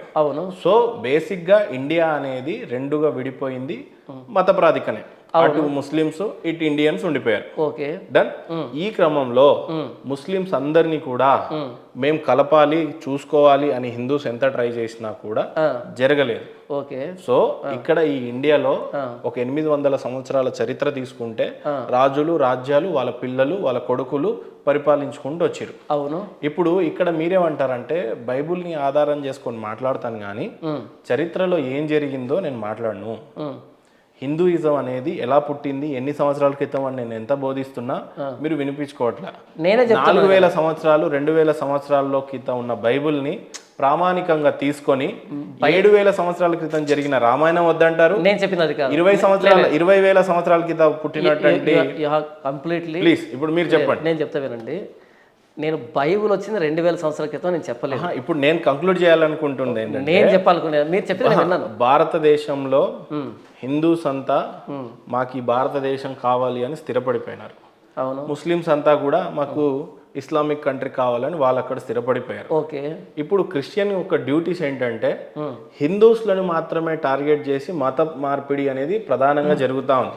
మీరు ముస్లిం సోదరుల ఇంట్లోకి మత మార్పిడి చేయడానికి పోరు. అంటే మీరు కంప్లీట్ గా ఇక్కడ ఎవరైతే అమాయకంగా కనిపిస్తున్న హిందువులు తక్కువగా చదువుకున్న సోదరులను వాళ్ళను మాత్రమే మత మార్పిడుతుంది. ఎందుకంటే నేను చెప్తా, ఈవెన్ ఇస్లామిక్ అని నేను చెప్పను కానీ కొన్ని స్థావరాలు ఉంటాయి. ఏ స్థావరాలు ఉంటాయి అవి? ఇప్పుడు పాకిస్తాన్ నుంచి మన మీద దాడులు చేస్తా ఉంటారే, అవును, వాళ్ళని ఏమంటారు? ఉగ్రవాద సంస్థలు ఉంటాయి. వాళ్ళకు కూడా ఫండింగ్ రావాలి అని అంటే చాలా కష్టంగా ఉంటది. ఉగ్రవాద సంస్థలకి ఫండింగ్ కావాలి అని అంటే చాలా కష్టంగా ఉంటది. కానీ ఒక క్రిస్టియన్ మినిస్ట్రీస్ కి చాలా సులువుగా అమౌంట్స్ అనేవి అందుతా ఉంటాయి అని అంటారు. కారణం నేను చెప్తా, జాన్ పాల్ గారు ఇంకా ఆ స్థాయికి ఎదగలేదేమో. ఒక పాల్ దినకరన్ కో, ఒక బ్రదర్ సతీష్ కో, ఇలాంటి వాళ్ళకి అందుతా ఉంటాయి. ఎందుకంటే మదర్ తెరిసాకి 7 లక్షల కోట్లు అందినాయి అని అంటే చాలా క్లియర్ గా నేను చెప్పాను. Satish Kumar no Paul Dinakaran no I don't consider them as Christians అని స్టార్టింగ్లో నేను చెప్పేశాను. మళ్ళీ మీరు అక్కడ తీసుకొచ్చి కలపకండి. ఫస్ట్ ఆఫ్ ఆల్ నెక్స్ట్ ఏంటంటే ఉగ్రవాదులతో క్రిస్టియన్ ఫండింగ్ ని డోంట్ కంపేర్. లేదు, నేను చెప్పింది మీరు చాలా తప్పుగా తీసుకున్నారు. చెప్పారు ఉగ్రవాదులకి ఫండింగ్ కావాలన్నా కూడా చాలా కష్టంగా అందుతాయి. క్రిస్టియన్ మినిస్ట్రీస్ కి మాత్రం ఫండింగ్ చాలా ఈజీగా అందుతున్నాయి. కారణం చెప్తా, కొన్ని క్రిస్టియన్ మినిస్ట్రీస్ వేటికి ఫండింగ్ వస్తున్నాయి నేమ్స్ చెప్పండి వింటాను. ఇప్పుడు మదర్ తెరిసా పోతున్నప్పుడు 7 లక్షల కోట్లు బ్యాంక్ బ్యాలెన్స్ ఎక్కడదండి? ఎవరు ఇచ్చారు మీరు చెప్పండి. ఆర్టికల్స్ తెలియవా? డోనేట్ చేశారు. మీరు చదివిన దాంట్లో ఆర్టికల్ రాలే. అవును వచ్చింది. మీరు చదివిన నేను మీకు చూపించిన దాంట్లో 3 పాయింట్ మాత్రమే. వాటికన్ సిటీలో ఆమెకు బ్యాంక్ బ్యాలెన్స్ ఉందండి. అసలు మీరు చదివిన దాంట్లో లేదు. అది ఉందండి. నేను అప్పుడే చెప్పాను. మీరు 4 నెలలు ఇప్పుడు ఉంటే మీరు హిందూగా మారిపోతారా? పొర్రపాటును కూడా మారిన. ఎందుకంటే నా ఫెయిత్ అన్నది ఆమెకి బ్యాంక్ బ్యాలెన్స్ ఉంది అని అంటే జాన్ పాల్ గారు మారిపోతారా హిందూ? నా ఫెయిత్ అన్నది మదర్ తెరిసా మీద లేదు. నా ఫెయిత్ అన్నది జీసస్ క్రైస్ట్ మీద ఉంది. మదర్ తెరిసా రాంగ్ కావచ్చు, రైట్ కావచ్చు, నాకేంటి? ఈ రోజు నా జాన్ పాల్ గారి మినిస్ట్రీ చాలా చిన్నది కావచ్చండి. రేపు మీరు కూడా మతాన్ని విస్తరింపజేసినప్పుడు సత్యాన్ని మీకు కూడా కొన్ని కాంటాక్ట్స్ వస్తాయి. అవి మీరు మతాన్ని ఇంకా బాగా పెంపొందించండి, ఇంకా బాగా విస్తరింపజేయండి అని చెప్పి మీకు ఫండింగ్ వస్తుంది. కారణం ఏంటంటే మీరు చాలా చిన్నవాళ్ళు. ఓకే. ఇప్పుడు బ్రదర్ అనిలో పోనీ కే పాల్ కన్నా గొప్ప వ్యక్తి ఎవరైనా ఉండేనండి ఇండియా నుండే, ఇండియా కాదు వరల్డ్ వైడ్ గానే కే పాల్ అంతా ఏంటి అమౌంట్ విషయంలోనా? లేదు అమౌంట్ విషయంలోనా? కే పాల్ కన్నా గొప్ప ప్రవక్త ఎవరైనా ఉండేనండి? అసలు ప్రవక్తగా అసలు పాస్టర్ కూడా కాదు. కే పాల్ కాదా? నీద పాస్టర్. కే పాల్ గారికి వచ్చినటువంటి జనసంద్రం చూసారా మీరు అప్పట్లో? కనీసం విజువల్స్ అన్న చూసారా? హీరోయిన్ సమంత వచ్చినా సరే అంతకు మించి వస్తారు. జాన్ పాల్ గారు ప్లీజ్ కించపరచం కాదు, మీరు అట్టుంది జనాలను సమంత గారు జనాలను బట్టి మీరు కే పాల్ ఇచ్చినటువంటి మినిస్ట్రీస్ లలో మీరు కే పాల్ హిస్టరీ తెలియకుండా మాట్లాడుతున్నారు యాజ్ ఎ క్రిస్టియన్ గా. నేను చూపిస్తాను. కే పాల్ గనక ఒక మినిస్ట్రీని ఫామ్ చేయటంలో గాని ఒక గ్యాదరింగ్ టైంలో ఆయనకు వచ్చినటువంటి జనాన్ని చూస్తే ఆశ్చర్యపోయేకరమైన విషయాలు తెలుస్తాయి మీకు. సత్యం మారదు. అలాగైతే మా ఊర్లో గంగమ్మ జాతర జరుగుతుంది, అంతకు 10 ఇంతలు వస్తారు. సత్యం కాదు కదా, జనాల్ని బట్టి సత్యం. పాస్టర్లు కదా ఎవరు? మీరు పాస్టర్ కదా. నేను పాస్టర్ని. కేఏ పాల్ పాస్టర్ అంటున్నా నేను ఇక్కడ. ఎవరు మరి కేఏ పాల్ ఏంటి చేసింది ఏంటి? ఏమో నాకు తెలీదు. మత ప్రచారం చేయలేదు ఆయన. ఈ డిబేట్ ని మీరు అంగీకరిస్తున్నట్టు, ఓడిపోతున్నట్టు, భయపడుతున్నట్టు అది చూసే వాళ్ళకి అర్థమవుతుంది. పాస్టర్ జాన్ పాల్ ఏ డిబేట్ ఇప్పటివరకు ఓడిపోలేదు, ఓడిపోబోడు. ఎందుకంటే పాస్టర్ జాన్ పాల్ పట్టుకుని సత్యం. నేను క్లియర్ గా చెప్తున్నా. పాస్టర్ జాన్ పాల్ పట్టుకుని సత్యం. కేఏ పాల్ నేను చూపిస్తాను మీకు జనం ఎంతమంది వచ్చారు. గ్లోబల్ పీస్ మినిస్టర్ పెట్టాడు, గ్లోబల్ పీస్ మినిస్టర్ పెట్టాడు కదా. అంతేగాని యేసు ప్రభువుని ప్రకటించడానికి కాదు. యేసు ప్రభు ఏదో సంపాదించుకోలేదు. ఆయన ఎవరిని ప్రకటించాడు? యుద్ధాలు ఆపడానికి పీస్. లక్ష్మీ నరసింహస్వామిని ప్రకటించాడా? ఎవరిని మతం మార్చమన్నాడు? ఆయన ప్రకటన ఈ బైబిల్ సరిపోవటంలే. ఆయన ప్రకటన ఈ బైబిల్ సరిపోవట్లే. రేపు కే పాల్ చూస్తే మీ మీద రేపు కాదు, ఈ రోజు చూడమను, నాకు సంబంధం లేదు. ఆయన బోధించింది బైబిల్ సరిపోవట్లే. ఈ రోజు పాలిటిక్స్ లోకి వచ్చాడు, అందరూ జోకర్ గా చూస్తున్నారు. ఆయన జోకర్ గా చేసే ప్రతి చేష్టలకి ఈ రోజు క్రైస్తవాన్ని మరి నాకు తెలియదు. ఆయన అడగండి వెళ్ళి. క్రిస్టియన్ సోదరుడు జోకర్ గా మాట్లాడితే మీకు తెలీదా? పాస్టర్ జాన్ పాల్ జోకర్ గా చూడట్లేదు. ఎవరు పాస్టర్ జాన్ పాల్ ఎవరు జోకర్ గా చూడట్లేదు. నేను పట్టుకున్నది బైబుల్ ని, బైబుల్ మాత్రం ప్రకటిస్తాం. మరి ఆయన ఎందుకు బైబుల్ ప్రకటించకుండా పాలిటిక్స్ లోకి వచ్చాడు? అది సెక్యులర్ హిస్టరీ బ్రదర్. మీటింగ్ పెట్టినప్పుడు ఆయన స్పీచ్ వినడానికి వచ్చిన జనాభా సంఖ్య ఎంతో చెప్తే మీరు ఆశ్చర్యపోతారు. 15 లక్షల మంది. ఇది ఆల్ టైమ్ రికార్డ్. 1997 లో సంఖ్యను బట్టి సత్యం ఆధారపడలేదు. ఇది ఆల్ టైమ్ వరల్డ్ రికార్డ్ అనే చెప్పాలి. ఇప్పుడు సపోజ్ మిమ్మల్ని నమ్మి ఒక 10,000 మంది సంఖ్యను బట్టి సత్యం ఆధారపడలేదు. బైబిల్ చాలా స్పష్టంగా ఎప్పుడు పెరుగుతుంది? జీవానికి పోయే దారి ఇరుకు దారి, నాశనానికి పోయే దారి విశాలమైన దారి అని యేసు చెప్పాడు. సత్యం అన్నది సంఖ్యను బట్టి ఆధారపడలేదు. మినిస్ట్రీ పేరు ఏం పేరు? మీ మినిస్ట్రీ పేరు ఏం? Jesus Christ the only solution. The only solution. అవును. ఎంతమంది ఉన్నారు భక్తులు మీకు ఫాలోవర్స్? హార్డ్లీ 50 మంది. డే 1 ఎంతమంది ఉన్నారు? ఏది డే 1 ఎంతమంది? 5 మంది 6 మంది. 50 మంది ఎలా పెంచారు మరి మీరు? ఈ కాలక్రమంలో అక్కడ చర్చ్ ఉందని తెలిసింది చాలా మందికి. స్టార్టింగ్ లో తెలియదు. అది మిమ్మల్ని చూసి వచ్చారా, చర్చిని చూసి వచ్చారా? వాక్యాన్ని చూసి వచ్చారు. మిమ్మల్ని కాదు, నన్ను కాదు. మీరు బోధిస్తుంది వాక్యం కాదు. నేను బోధిస్తున్న వాక్యం కాబట్టి వచ్చారు. బోధిస్తుంది మీరు కాదు. బోధిస్తున్నది నేను కాదు, బైబిల్ బోధిస్తుంది, దాన్ని నేను వివరిస్తున్నాను. అక్కడ చర్చిలో మిమ్మల్ని చూసి రావట్లేదా? నా వాక్యాన్ని చూసి వస్తున్నారు. కానీ మిమ్మల్ని చూసే కదా జాన్ గారు. నేను బోధిస్తున్న బోధన చూసి వస్తున్నారు. సరే, మీరు బోధిస్తున్నటువంటి బోధన ఫస్ట్ డే 5గురిని రప్పించింది. అవును. కాలక్రమేణా 50 వాళ్ళు లోకల్ గా వాళ్ళకి తెలుసు అక్కడ చర్చ్ ఉందని. మిగతా 5 సంవత్సరాల తర్వాత ఎంతమంది రావచ్చు అప్రాక్సిమేట్లీ? మీ ఆలోచన ఏంటి? ఎంతమంది వచ్చినా నాకేం నంబర్ మ్యాటర్ కాదు. ఓకే. బట్ ఏమైనా డే 1 ఉన్నది కాస్త ఈ రోజుకి మారిపోయింది. Maybe increase or decrease. సంఖ్యాబలం అనేది పెరిగింది. ఓకే. మిమ్మల్ని చూసి 5గురు ఉన్న కాస్త 50 మందికి పెరిగారు. Okay, right. అవును. కేఏ పాల్ గారిని అట్లనే డే 1 చూసి డే 10th ఇయర్ తర్వాత 15 లక్షల మంది వచ్చి ఉండొచ్చు. ఏ మినిస్ట్రీ అయినా అలానే డెవలప్మెంట్ అయింది. కోట్ల మంది రావచ్చు గాక. జాన్ పాల్ గారు మినిస్ట్రీ ఎప్పుడైనా ఒక్కరితోనే స్టార్ట్ అయ్యి సత్యము సంఖ్యను బట్టి ఆధారపడి. మీరు బ్రదర్ సతీష్ గారు, కల్వరి సతీష్ గారి టెస్టిమోనియల్ విన్నారా? పొరపాటును సాక్ష్యం విన్నారా? పొరపాటును ఆయన 5-10 మందితో స్టార్ట్ అయ్యాడు. పొరపాటును ఈ రోజున జిల్లాకు ఒక కల్వరి టెంపుల్ మొదలు పెట్టాడు. వద్దన్న, అది అసలు ఏంటంటే జనాభాను బట్టి సత్యం కాదు. ఆయన చేస్తున్న పనులు దీనికి మ్యాచ్ కావట్లేదు. కేఏ పాల్ గారు జోకర్ ఎందుకు అయ్యారు? టీవీ 9 మరి మీరు ఏం చేస్తున్నారు? మీ క్రిస్టియన్ సోదరుడు అంత అయిపోయిన తర్వాత కాదు కదా, క్రిస్టియానిటీ బిహేవియర్ అది కాదు కదా. ఆయన ఎందుకు అప్ స్టేజ్ చూసాడు, ఎందుకు డౌన్ స్టేజ్ చూసాడు చెప్పండి. చెప్పాలా? అంతే, మనీ ఇన్వాల్వ్మెంట్. అంతే, మనీ ఇన్వాల్వ్మెంట్. మరి అంత మనీ చూసినప్పుడు శాసించే స్థాయికి కావాలి కానీ పిచ్చి స్థాయికి ఎందుకు వచ్చాడు? అది ఆయన అడగాలి, నాకేంటి. యేసుప్రభు నమ్ముకున్నాడు ఇలా బిహేవ్ చేయడు. బైబిల్కు అగేన్స్ట్గా వెళ్ళరు. నేను బైబిల్ పట్టుకున్నా, చచ్చేదాకా బైబిలే పట్టుకుంటాను అంతే. ఈ మధ్యలో మనీ ఇన్వాల్వ్మెంట్ ఏంటి? అసలు ఈ పాలిటిక్స్ ఏంటి?